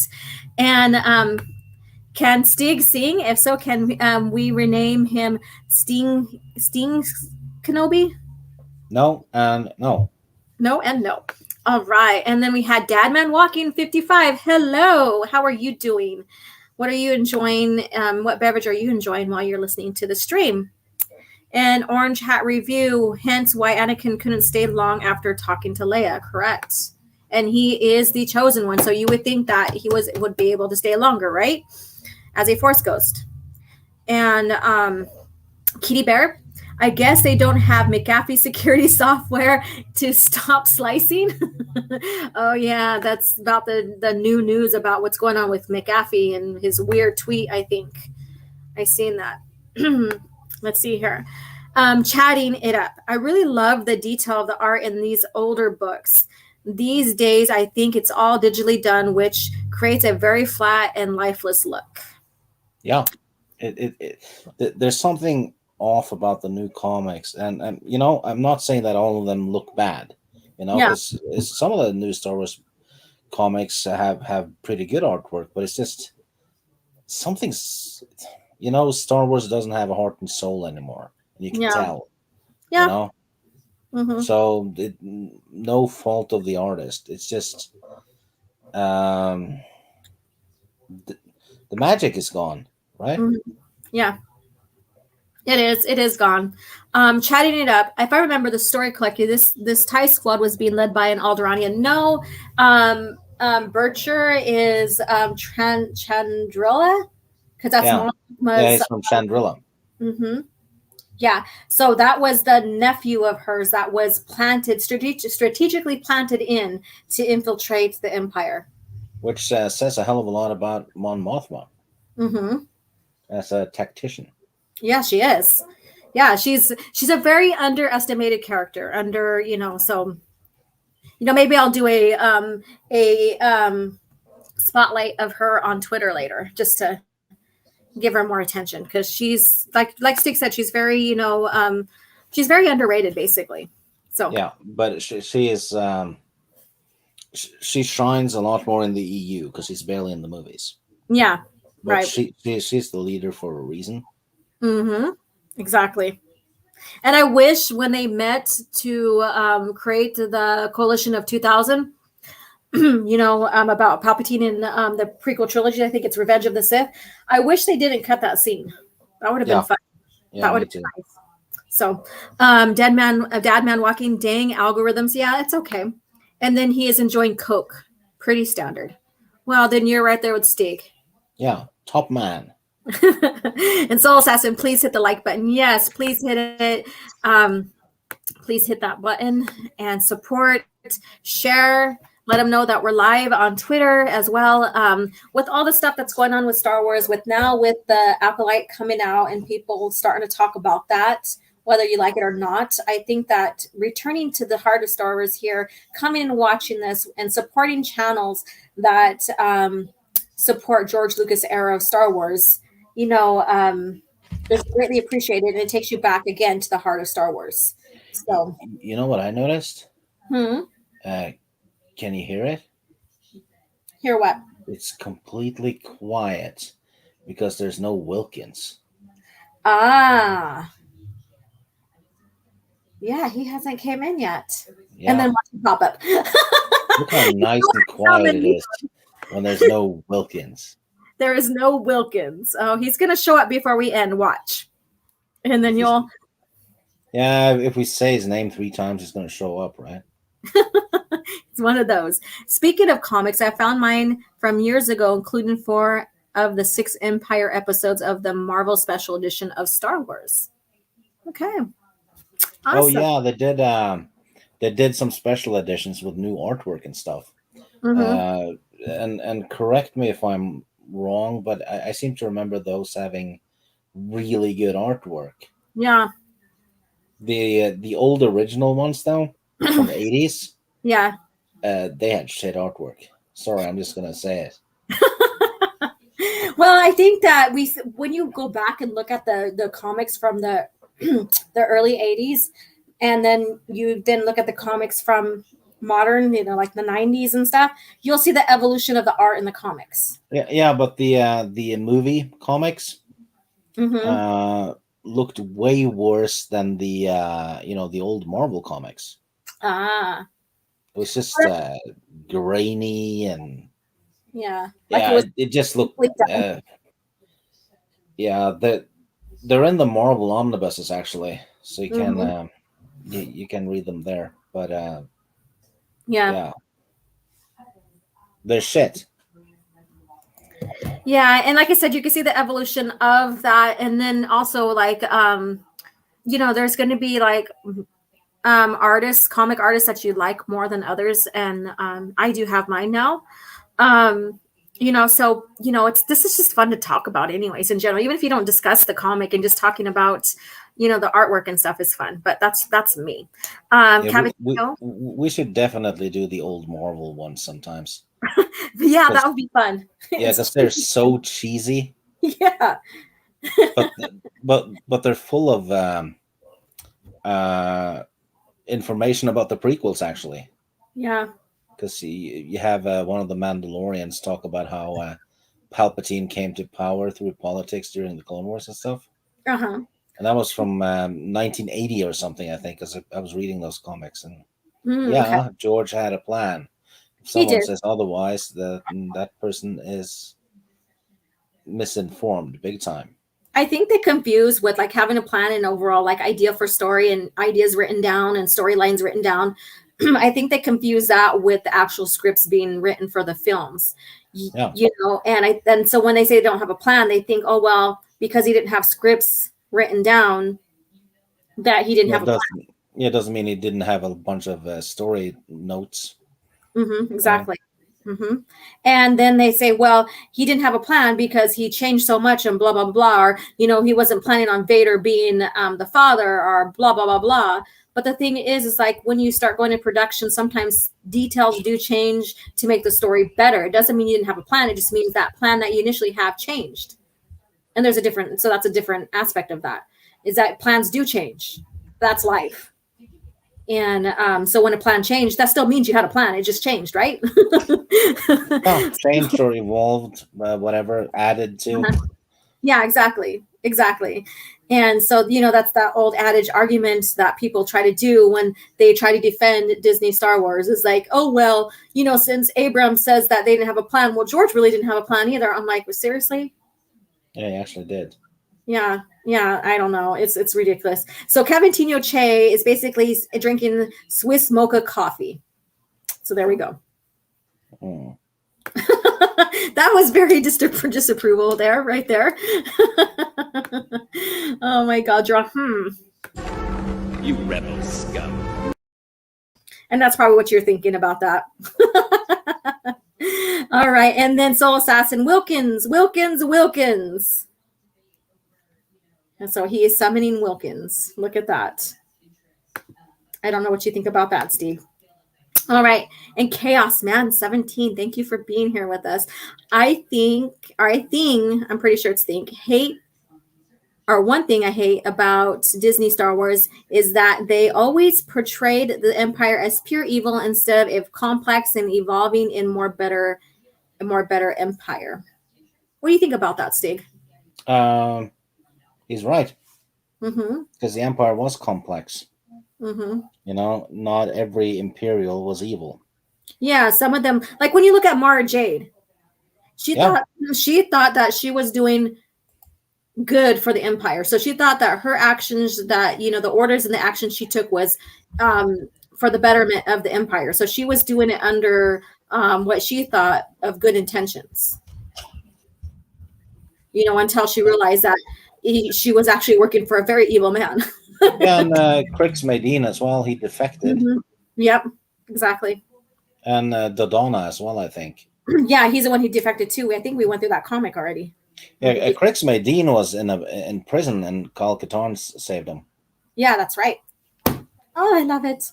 All right, so they took all the complex nuances within the Empire and totally just twisted it.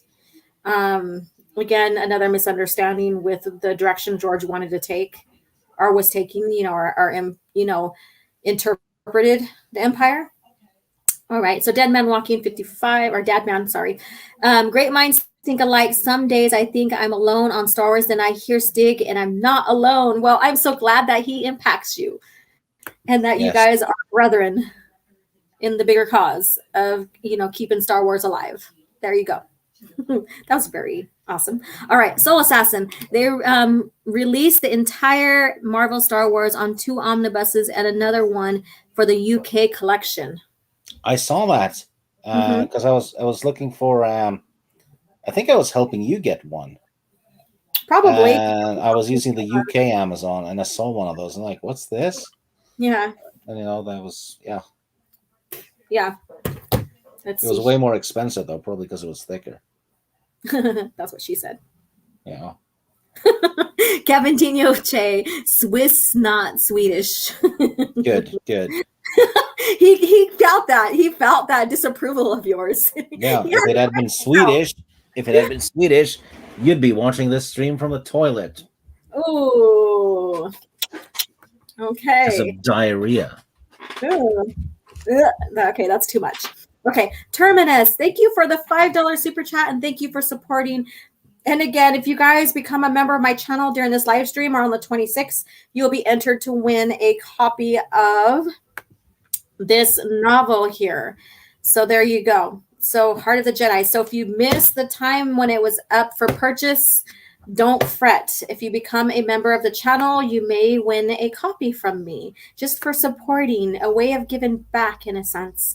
So basically what he says in his super chat, $5 here, Emilia Clarke's been sending Lucasfilm ideas for her character in Solo 2. You know that menstruation comic she wrote? She's probably gonna be a Maxi Padawan. Yeah, and she's gonna turn Solo 2 into a period piece. Oh, there we go. She's bloody serious. She is bloody serious. There you go. Yeah, and I was following that a little bit too, and I'm like, what are they thinking? They're not. We all know every single species, has, a way of body functions to produce, life and stuff like that, like periods and what have you. But that doesn't belong in the story. I'm sorry, it doesn't. This is not life lessons of how to take care of yourself during a period or what have you in Star Wars. That's not a part of the lore. We know there's refreshers, aka bathrooms and stuff. But the thing is, they're not going in and sharing how to wipe your ass. Yeah, this is Star Wars, not Close Encounters of the Third Kind. Right? Oh my god. And Demogeny walks in as I talk about wiping ass. Hello there. How are you doing, my fellow pimp? We're talking about Star Wars, truly. Yeah, we are. Truly, we are. And then Matt G, 1-2 punch, right? And then from the toilet, I'm not a Walton's Brew aficionado. Oh, talking about coffee enema. Ugh, that's gross. That's not a way to drink coffee, ladies and gents, mind you. Pour your coffee, drink it black or however you need to drink it, and you go ahead and sip it, insert it through your mouth, sip it, consume through the mouth, right? That's what she said. And then I set myself up with that. All right, Terminus. Emilia's really been letting her creative juices flow. Ooh, I don't know if you want to call that juices. I mean, unless you are that kind of person that likes that kind of stuff. Yeah, no. No, I agree. No. All right. So let's get back to the comic here. Let's get away from that. Far, far away from that. Let's go into the galaxy far, far away. Okay. Yeah, let's leave Uranus and go to Right? All right. So we are now on number 12 here. Leia's decision. So this is foreshadowing something that happens at the end of this little comic here. So I'm not giving any spoilers. So basically, awesome cover though. It is. Let's go back to that. Well, this looks like an EU novel cover, really. Yeah. Yep, we have like the tactical readout imprint that we see them looking at when battles being commenced and stuff like that. Of course, we have the TIE fighters and it all. Okay, I'm going to get into the nerdy part of me. So we have the circle and we have the TIE fighter spiraling towards the center, towards her face and stuff. So it draws her. That image draws you back to her face. And this is about Leia, but it's about her decision that is revealed at the end of this one. So, yeah. So there you go. Let's see here. I'm not going to read that because we already know what happens. So basically, now we're back at the Imperial Star Destroyer Devastator, lacking shields, weapons, because now they're derelict, I believe. Yeah, and control and communications turns and runs. So basically, Mon Mothma has control of that. So now they're derelict. You know, because Bircher was the undercover informant that was inserted. And like I said before, if you're just tuning in, he was strategically placed in by Mon Mothma. And when and Palpatine basically punished Vader for allowing Tarkin to blow up Alderaan. And so he got kind of demoted and Bircher was put in and took over on his fleets. So that was a big, huge wound. And now this is a bigger one for Vader because, and maybe even for Palpatine because they trusted Bircher, who was an informant. So very interesting twist. I love that twist. So, and then it will live to fight another day, but not before its entire senior staff is debriefed and investigated for allowing, excuse me, an Alliance sleeper agent to operate undetected. So this is like, again, a big like salt in the wounds of the Empire, thanks to Mon Mothma. Home One is forced into to allow it to go. The rebel fleet in no position to capture a capital ship. You know, so they you know suffered a lot of damage still, and they will send reinforcements. They will send reinforcements, Mon Mothma. So basically, that's they're gonna have to prepare for that. So basically, now they're debriefing. Now they're discussing what had happened. All that, Leia and them were led to believe that there were spies within Home One. So this is very interesting. I've ordered rush repairs to the hyperdrives. Will be long gone before anyone comes looking for us. So basically, Mon Mothma is letting them know that she is making sure that they're taking care of all the things that they need to so they can escape without notice. And so don't underestimate the Empire's taste for vengeance, Mon Mothma, or Darth Vader's. And so she basically tells him, your intelligence indicates Vader's been sidelined. And he's all, not even the Empire can suppress Lord Vader, not for long anyway. So he's letting him know that, even if Palpatine tries to suppress Vader, Vader's going to do what he basically wants. Our needs are filled. What? If they flush Vader out the airlock, he'll be Space Invader. Well, there you go. Space Invader. Okay. I insulted him. I took his ship. And when he hears of this battle, so basically know what's going to happen.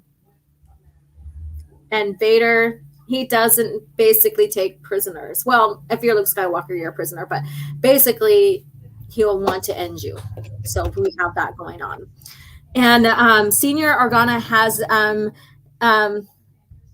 destination in mind. So basically they have to, find a place. They have to find a secret base and stuff.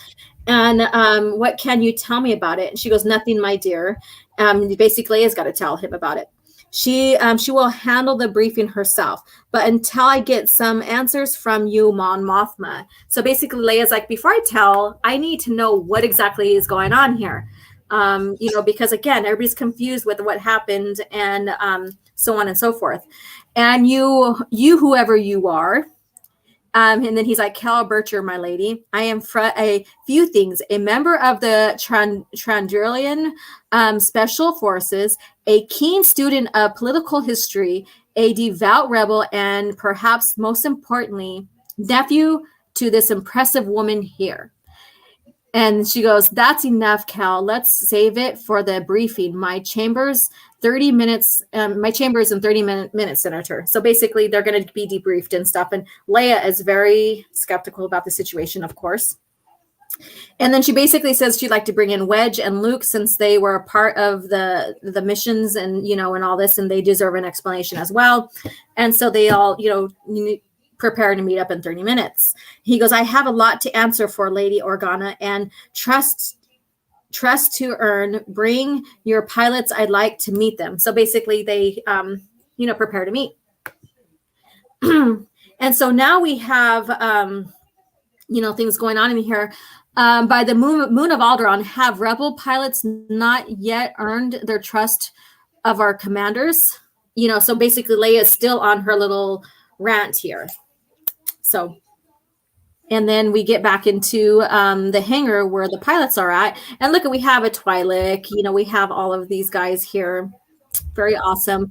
Leia, what's wrong? And so basically she says that round of drinks have to wait. So basically they were supposed to meet for a round of drinks. We're not out of this yet. Luke, Wedge, you're with me. So basically she orders Luke and Wedge to meet, with her for the debriefing. In 30 minutes, she tells them. And so here we go. So they get their hyperdrives and stuff fixed, and they go into hyperspace. Now that we're at Lightspeed, Senator, do you have a destination for us? And she's like, no, not yet. So I like how they made this look here for the hyperspace, the Lightspeed here. Very interesting. Now, not until we get some answers.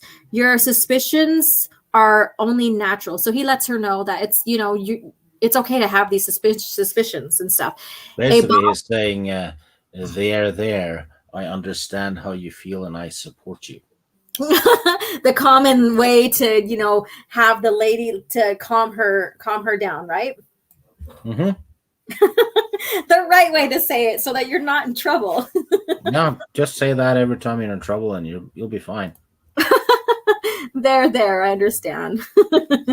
And basically, a Bothan who meticulously built a fake identity and history, retroactively slicing into civilian and military databases across the empire. So basically, he's debriefing them and stuff. And then Cal and I convinced of this plan months prior to Yavin. So basically, this is a plan before Yavin. With the Bothans' help as well. So Bothans have always been, key spies, I guess you could say, in Star Wars.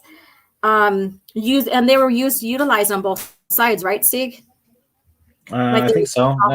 They have a spy network, I believe. Yeah, exactly. And then so basically he was covertly inserted in the confusion leading up to the Battle of Yavin.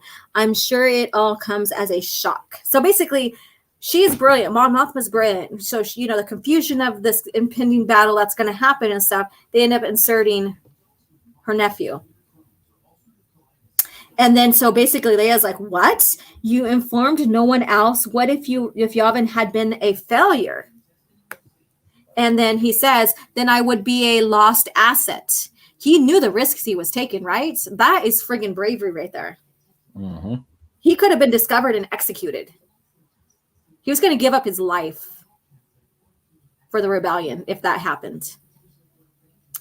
And then, Your Highness, a lone rebel spy with no spy master, no extraction plan, and no hope of survival. It was a tremendous risk. And then Mon Mothma says, one that Kel has more than willing to take on, and I apologize deeply. So to you and your team for involving you in this deception. You have to understand the rebellion is fragile. It will only be secure by the bravery of individuals like Cal. So they needed to infiltrate, and he was willing to give his life. And she was willing to sacrifice her own nephew for the cause. And then basically, and yourself, Senator, and the pilots at Yavin, basically, Bircher, were there any safeguards when the Imperials under your command were hunting us and shooting at us? So this goes back to what you said about Leia and about him targeting Leia. Yeah. Mm-hmm. And then Cal or Bircher says, pilot to pilot, Captain Antilles. I had my thumbs on the override switch the whole time. The same device I used to end this battle here. The whole time, pilot to pilot. And then basically he's like, okay, I'm satisfied. And then he goes on to say, I believe him. I trust him. And as a pilot, I'm used to not always getting the full context of orders. But because I am a pilot, I carry them out anyway, just like Cal Bircher did. And then, is this that simple, Wedge? And he goes, for me, it is. So there we go. So we have a little bit of justification. He could end it anytime he wanted to as well, but that would also probably end his life. So he had. I still think it's a bit thin, but fine. I'll accept it. It doesn't destroy the story.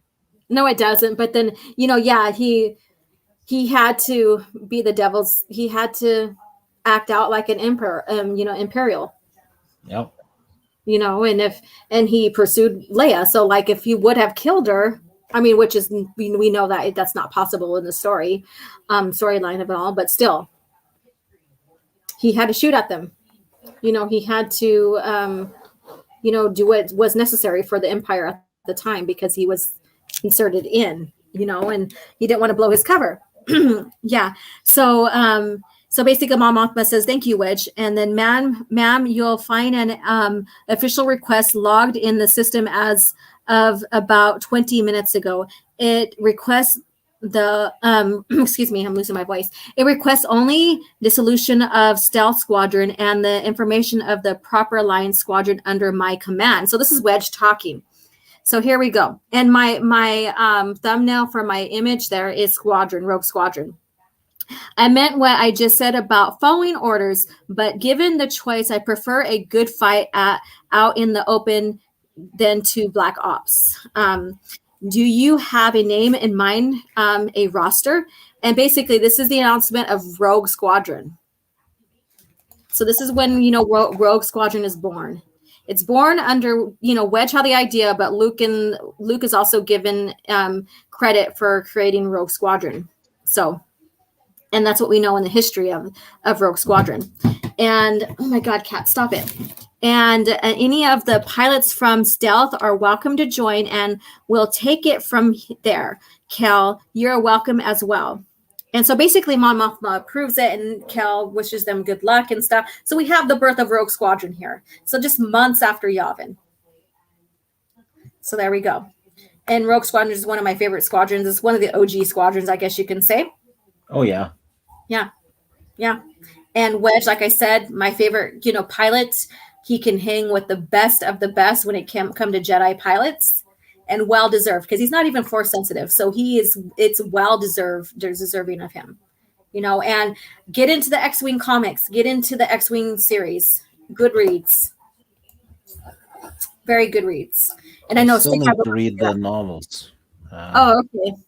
Yeah, I read the comics, but I haven't read the novels. I just never had them back in the day. Yeah. Yeah.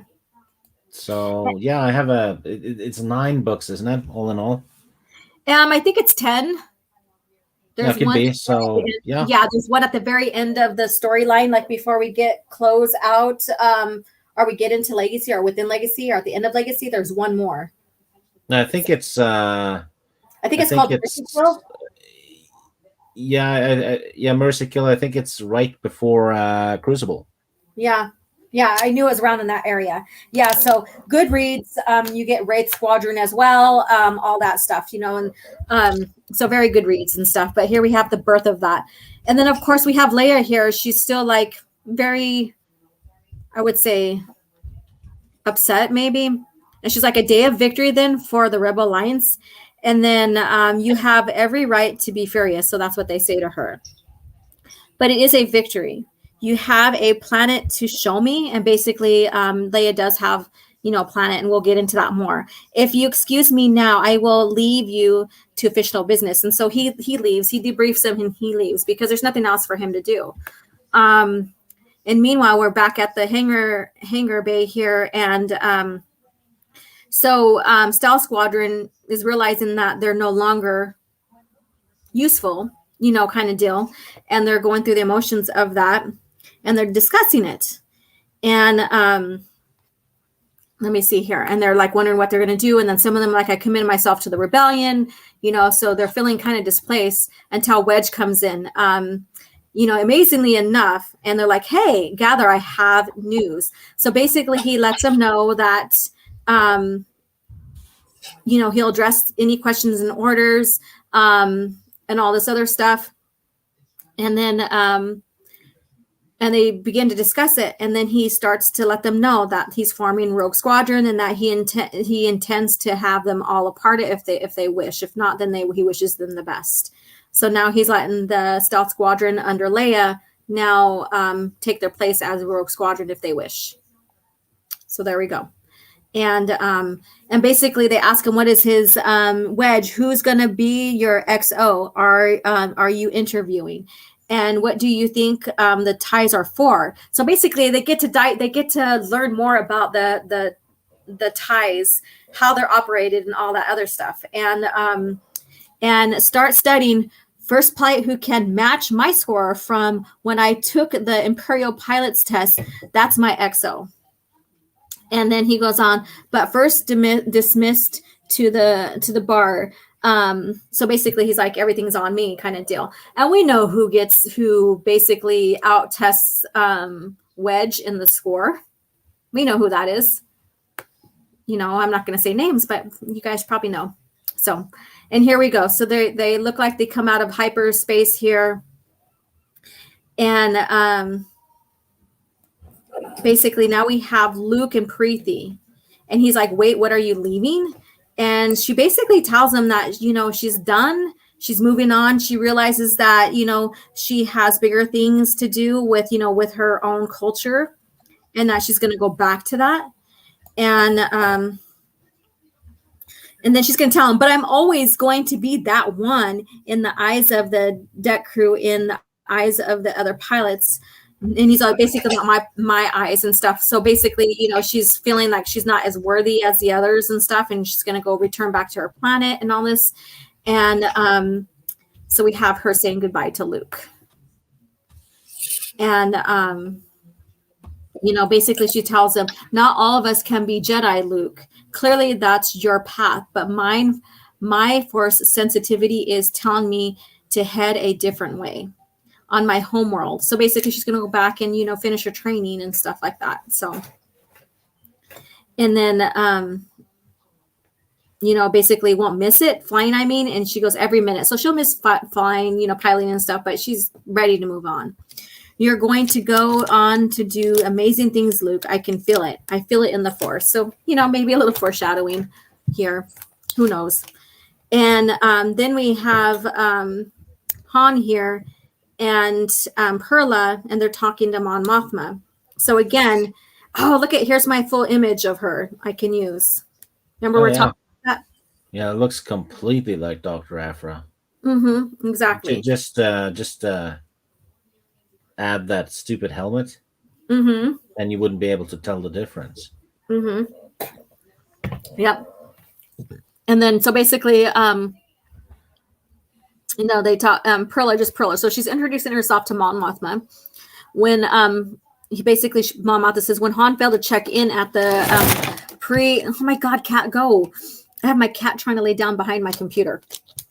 to check in that prearranged intervals. We feared the worst. And he's like, hey, we ran into a few minor problems. Time got away from me a bit, but in the end, there's nothing I couldn't handle. So we have the cocky, very self-assured, confident Han right here. Classic Han right here.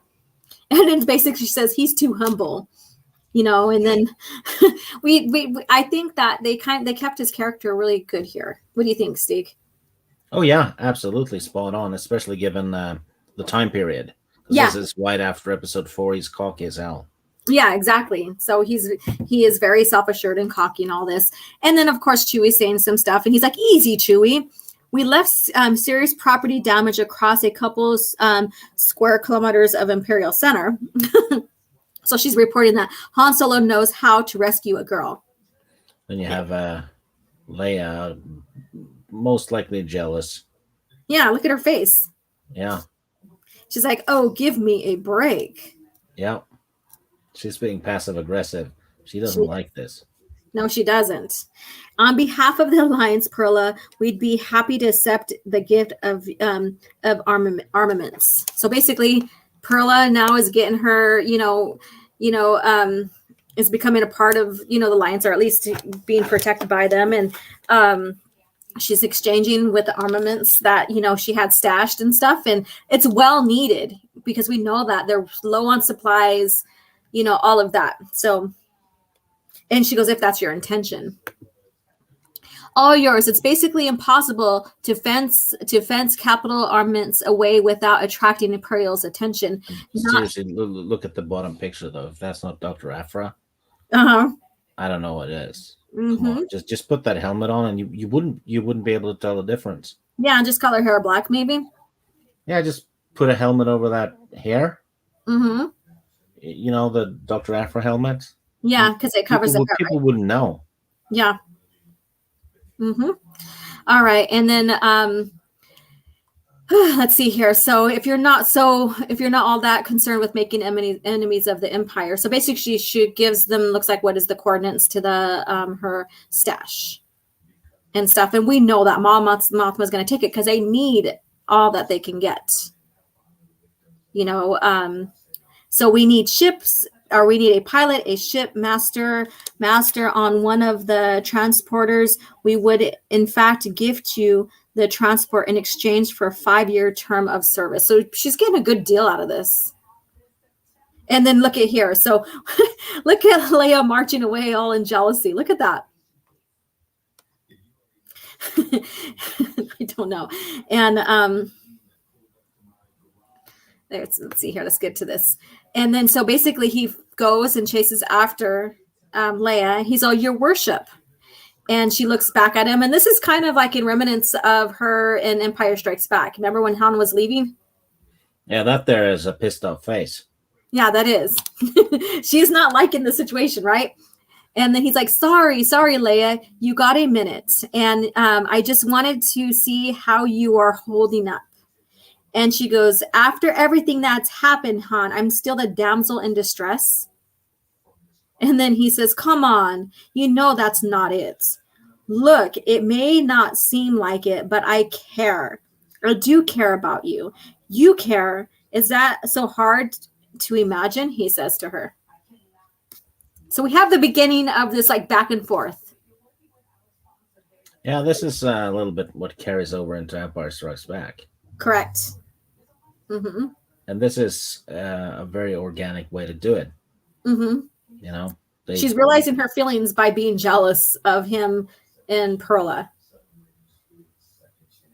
Sometimes it takes something like that for someone to realize, oh crap, and then she's also fighting against it too. She doesn't want to have interest in this scoundrel, basically. So she has these conflicting feelings, rightfully so. Yeah, because his hands are dirty too. Right? Sometimes, yes. And he goes, "That hurts." That's the idea. And she does slap him on the face here. Yeah, she twists his hand or something too. Yeah. Mm-hmm. It's a playful slap though. Yeah, stuff it's like not like that. it's not gonna punch like she did, right? Yeah, with Disney, yeah, Mhm. she just punched the shit out of him. Oh yeah, she did. And I think there's one where she kicked him too, kicked him down. Yeah, she kicked Chewie in that stupid cartoon thing. Yeah, I know that. That was ridiculous. She actually kicked a minority that was a former slave. Yeah. In a rebellion that's supposed to, have a better mindset about minorities and stuff like that, right? Yeah. So and then he says, I'm taking that as progress, sweetheart. So here we go. We have that banter. I'm taking that as progress, sweetheart. And as she marches away. So there we go. The beginning of their back and forth banter, relationship, romance kind of deal. So basically, Leia, now they gather for her announcement. Princess Leia, you may begin. Yes, ma'am. Ahem. If I can have everyone's attention. So basically, she says that, and it's her responsibility as a leader and stuff to, she has it in her mindset that she has to find a safe outlet for the rebellion. And she's found it. And that's what she's announcing. She's found a planet that they can call home base, but there's stipulations with that. And so she shares it. She brings up the planet. This is a small system on the edge of Hutt space towards the Tion cluster, strategic proximity to Mon Calamari. A humanoid population, small, with some 75% of the planet surface uninhabited, vast natural resources and mineral stocks we can use. It's called a rocher. I don't know if I spelled that right. A rocher? I can't see it because it's not zoomed in enough. Let me see if I can do that without. Let me scoot that down. So called our rocher. A rocher? Yeah, a rocher. Yeah. Okay. There we go. I was like, I don't know if I said that right, but there you go. So she's presenting this planet to them as a possible base and stuff like that. But there's a stipulation, and we'll get to that. It's alliance policy. Basically, I point this out. It's alliance policy to seek unpopulated worlds to avoid bringing imperial anger down on the innocent civilians. Why would people of the Arocher want rebellion brought to their doorstep? And she's like, because I was invited, more specifically, I was proposed to. So that's the stipulation. She was proposed to. Arocher is a traditional monarchy, and the crown prince is seeking a wife, an influential one that can bring his world out of obscurity and into a community of planets. And they're like, Leia, no one is asking you to take such a drastic and personal step. And why no mention of Arocher or this arrangement made to me before? So, Mon Mothma is questioning her. As you know, Mon Mothma, we've had security concerns. Oh, so that's why this is, I'm sorry. This feels like a shoehorn to me in a sense. I don't know. I'll get your opinion here pretty soon, Stig. I've dedicated my life to the rebellion, and arguably my greatest asset to the struggle is my heritage. I'm a princess of Alderaan and a legacy in the Senate that has currency. And then this is typical Han. To the highest bidder, then is that it? And then Luke is telling him, Han, watch it. So Han speaks his mind. He don't care. And then she thinks, and she goes, I don't seek to make my personal life public to you all, but that's just that, my life. And so basically she's going to go ahead and take the acceptance of the proposal and use that as a base, a safe haven for the rebellion. And then she's like, basically, if Mon Mothma consents, and then she goes, very well, I look forward to meeting with our new hosts. And then Luke's like, I can't believe it. You said it, kid, Han says. And if she thinks this will make me jealous, she's dreaming. So here we go. Again, And then so they prepare to go into hyperspace to go towards our Rocher. And we have look at that room though. That has to have standing there and just looking at the stars and stuff. That has to be amazing. Yeah, right. What do you think about that little proposal thing? I think it was a bit forced. Yeah, I did too. I was like, what? Yeah, it was very sudden and fine. There's actually a good story coming up about that though. Yeah, I know. And it kind of is like hearken to what do you call it? Courtship of Principle. Mm-hmm. Yeah. But we didn't need it twice, right? We didn't need it kind of twice. No, I think it was done in the Marvel comics too, to be honest. Okay. Don't take my word for it, though. Okay. And so basically R2, we know he's very loyal. This is later. It's okay, R2, you can come closer. And then, of course, he's talking to Luke. And like I said, I wish Teresa was here to do these little sound effects. She's so much fun when it comes to that. We've come a long way from Tatooine, haven't we?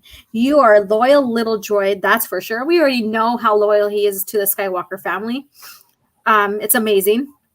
Everyone else, I guess, it all just feels temporary around here. Even Ben has stopped talking to me. So right now he thinks Ben has stopped communicating, but he doesn't realize that, it's only when he's needed, he will respond to Luke, So some days it seems like you and 3PO are the only friends I have. So he's in contemplation. And this is like a nice little thinking area too. You have, the star speeding by and light speed, all of that. It's, like you said, Stig, it's probably be amazing just to sit and just watch that, and we can only just imagine. And so now we're back on Endor. Admiral, basically Vader. So this is better done than the last one helmet we've seen of his side view, but I still think it's still kind of small here. I think the bridge area should be a little bit lower. I don't know. That's just me. Lord Vader, leaving us, I understand. The executors' command codes are yours. So basically now he's getting back his command of his ship, and so that now is restored back into his authority. And then basically my plans are none of your concern. Of course, typical Vader. And of course, I merely wish to inform you that your transport is waiting in the shuttle bay 4. And then basically he tells him, forget that we had this conversation for your own sake. So there we go. And then we're coming to the conclusion of this. Home 1 to Archer, planetary control. Archer control to Home 1 copy. Is that your princess? Is that you, Princess Leia? And she goes, basically, it is Prince. Then I will welcome you both your Royal Highness and your fleet to your new home. And so basically, this is the end. I misread that one. The next comic, I thought it said 5 ways of the bitch. 5 ways of the bitch. Oh my God. So here we go. So we're at the end of this series, not the end of the series, but with this comic, we will be reviewing Rebellion Volume 2, not this Thursday, but the following Thursday. I don't know if you want to do the 5 days of the Sith or not. Or if you just want to I don't remember what it was. It's like Vader's redemption. Nah. Okay, so we're going to go back. Then we'll conclude with issue 15, number 15, to carry on this story. Yeah, it's going to be 2 weeks anyway, so. Yeah, so it's going to be in 2 weeks here. So let's see what the chat has to say. Okay, gotta go. See you later. I probably missed you, but thank you for tuning in. Have a good one, Orange Hat. He came back. Oh, did he came back? Oh, I just skipped over that. And I'm back. Turned out to be nothing. Okay, well, I'm glad everything's fine on your end. Scott Johnson, Leia's going to marry a prince. A prince has been a story that's been used at least 5 times in the EU. Nah, not 5, but it has been used. Mm-hmm. It's once is enough, isn't it? Yeah, it was a good one. Well, it's different this time though. Yeah, because they're doing it to get a home. Yeah. And then Scott Johnson. It happens in Marvel and in Empire Rebellion comics as well. Yeah. Like Stig said, this is all coming somewhat new to me. Like I said, I didn't explore the lore through the comics, so this is like another like fresh story for me, even though it doesn't necessarily break any continuity and stuff. Yeah, he recalls Han only being jealous twice. Once of Lando moving in on Leia and Prince Isolde. So Han is clearly jealous in this one. That's why he wouldn't have said what he said if he wasn't jealous, right? So, hey, Lady Toriel, good journey, everyone. This was fun, but this elf is going to fall over. Good night, sweet lady. Thank you for supporting as always. Scott Johnson, 5 Days of the Sith is the only good part of the series, in my honest opinion. So you didn't like the series that we reviewed? I don't get what you said. I don't remember what that was. Yeah, I'll review it. I'll review it and stuff, but I want to keep like consistent and keep the storyline going. So if we skip over that, would that be a big deal? No? Yes? No? I don't know. I don't remember. Okay. We'll just have to have a look at it. Yeah, we'll meet about that later. Chaos Man, continuing on what I said about the Empire being better in the EU, is that we can have Imperials who are good people while remaining loyal, like Thrawn, Pellaeon, Soontir, and Jagged Fel. So there we go. So out of these guys, Stig, who did you like the most? Like, Thrawn, Pellaeon, Soontir, and Jagged Fel. Who did you like the most? Pellaeon. Yeah. Yeah, I just thought he was awesome. Yeah. I haven't read too much about Jagged Fel, though. Because I haven't read the X-Wing books. Oh, okay. But I'd take Pellaeon over Thrawn. I think Pellaeon is a better character. Yeah. Pellaeon served his purpose, right? And he left behind the legacy of Pellaeon. Yeah, and I've always thought he had more depth than Thrawn. Yeah. That's a personal opinion, though. Yeah. Yeah, of course. I think, I love Thrawn for what he was and what he lent for the story and stuff. Amazing, tactical, brilliant, all of that. But Pellaeon, he is hands down.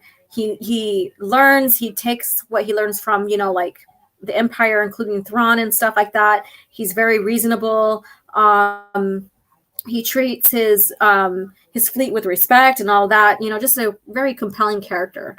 He friggin' lives a long time too. He's like one of the longest characters inside the story. Oh yeah, absolutely. Yeah, he's like Terminus. When I closed my Twitter down for a month, and then I activated it again, I had been unfollowed from a bunch of people. Yeah, including Justin Proper and who else was it? A bunch of people. Yeah. It's not like. Yeah. But if you keep being so pushy about this, though, and sending me messages about me not having clicked like on your posts and shit, if you keep doing that, I'm not going to follow you back. Because it's annoying as fuck. And yeah. All right, you guys, let's be civil. I know, I get what you're saying, though. That does get annoying. People are like, why didn't you like this or that? Blah, blah, blah. I'm like, give me some time, please. I don't even click like on all of Alora's posts because I don't see all of it. Yeah. It's tough. It is. And what I tell the youth that I talk to about social media is like, life is not about the likes and the hearts and what have you get on your social media. It's about interacting people in real life and stuff. It doesn't, those likes don't make you as a person. Yeah. And usually what I do though, if I tweet something and then I start getting a lot of notification for stuff, I mute the conversation. Yeah. Because I hate notifications. So I just, if someone replies to something after I've done that, I don't know. Yeah. Yeah. Dead Man Walking. Sorry, I disappeared because of work. We'll have to catch up later. That's no problem. Work is more important. This is for a replay. You can go back and watch it, laugh at some of our little silly antics we say in here, what have you, have fun with it. Let's see here. Soul Assassin, enjoying the show, then hit the like button and share the stream. Yes, thank you so much. And we are coming to a conclusion here. Again, next Thursday, no coffee chat. I'll be on vacation. So there'll be nothing. I may just report in on Twitter, and stuff like that. Maybe do character of the day, what have you. Yeah, I think I'll do the Wookiee species video. So maybe I'll start planning that today, and hopefully it's up by tomorrow. Something short and sweet. I don't like to make them long, just something short and sweet and stuff. So maybe we'll do that since, it's Stig's request, and, whether you like Ewoks or not, it's always fun to learn. It's always fun to learn about these species that George introduced to us in his world of Star Wars. Let's see here. And so thank you guys so much. Do you have anything else you want to share, Stig? Are you on any other shows the rest of this week? The rest of the no, I don't think so. Okay. Usually if I pop onto something, it's because someone asks me to be on if I'm awake. Yeah. I think the next thing I'm going to be on is that I know about is the Game of Thrones thing on Sporking's channel, but I'm not sure if we're doing it on Monday because he's on a vacation with his family. Yeah. Or something like that. Yeah, a lot of people are going on vacation. It's that time of year. Have fun. This will always be here. Like even myself as a YouTuber, even if I take a break, I can always return and pick up where I started off at and then, have fun chatting with you guys and doing live streams and sharing the lore and stuff, so it's not like this has to be something that's always constant. I completely forgot. I'm going to be on your channel on Saturday for the Labyrinth of Evil. Yes, correct. And here we go again. You had forgotten it too. I did too when I announced it. Yes, I'm so sorry. But yes, he actually did finally get to read through. I'm not done yet. I need to do it tomorrow because I've been watching the Euros. Oh, that's right. Yeah. Yeah, I know. I've been enjoying your guys. It's like everybody that's watching it, and when I go onto Twitter, I see everybody's remarks and stuff. I'm like, okay. Some very happy and some very unhappy people. Yeah. Yeah. So this is Saturday at 1 on my channel. Rev Kev, I think, is on vacation. Or no, he has a family function celebration, so he won't be joining us. So I do invite Lady Toriel, Stig, and anybody else that has read that I've communicated that can come on to review. I like small panels when it comes to reviewing because then everybody has more time to talk and we're not interrupting each other. Yeah, you know what? Even when I'm, watching streams, if it's too many people on, it's almost unwatchable because it's so much noise because everyone talks over each other and then people get to say like half a sentence and stuff. Yeah. So the smaller panels, in my opinion, is easier to watch. Yeah, it is. It is. And so I'm very excited for this. This is a prequel to episode 3, Revenge of the Sith. Like I said, when we began and we began the stream here, I did go back and watch Revenge of the Sith and, just, linking and, the scenes from this novel to the movie and stuff. Very well done. Also, on the hardcover, it says the official prequel to Revenge of the Sith. Yeah. And the book is directly referenced in Revenge of the Sith. So how people can say this wasn't canon, I don't know. Yeah. Yeah. And then Labyrinth of Evil, a good book. Let's see here. And then Sukori, hello. We are about ready to conclude the stream, so you might have to catch us on replay. So I'm so sorry. But again, everybody, this is on the 26th, the Saturday at 1 p.m. And then I'll be on Fall of the Night that night on Open Airlock's channel. That's a fun one as well. So I encourage you to come by and listen and join in as well. And then again, the 26th, before we end here, and even on the 26th, if you become a member of my channel, you will be entered in a drawing to win the copy of Heart of the Jedi. So it's no longer available, but I do have a few copies. So I'm going to give one to any new members that has joined during my live streams in the month of June. The drawing will be done in July. So giving you guys one more chance to, participate and become a member. I want to do something after that for only members as well, as a way to give back. I'm trying to figure out what I want to do. Maybe a copy of my Massage Ventures that I'm in process of doing right now. So we'll see. That'll be fun. All right, let's see here. So thank you guys again for participating. I appreciate your guys' support, coming in, listening to us review and talk about the comic and the lore and all that. It's so much fun. I look forward to this when we have coffee chat. And I look forward to, even communicating everybody in chat. Everyone in the chat is just as important. We wouldn't do this if it wasn't if we didn't have a chat to interact with and all that. And sometimes the chat corrects us too, which is good, which is excellent. That means you guys are on your toes when it comes to lore as well. Yeah. We all make mistakes. No one knows exactly 100% everything. Or sometimes something does get confused, or dates get confused, and it's fine. I'd like for you to correct me if I get something wrong, because then that I know, then what I thought I knew is corrected, and so now I know more, and that's what this is about.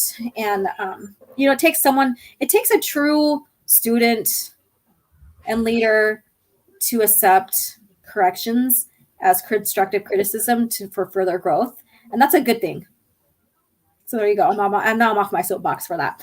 So again, you guys, thank you so much for tuning in. And again, you guys are all amazing. These comics are amazing. It's so much fun. And thank you guys for your time. And may the force be with you. Take care and be well.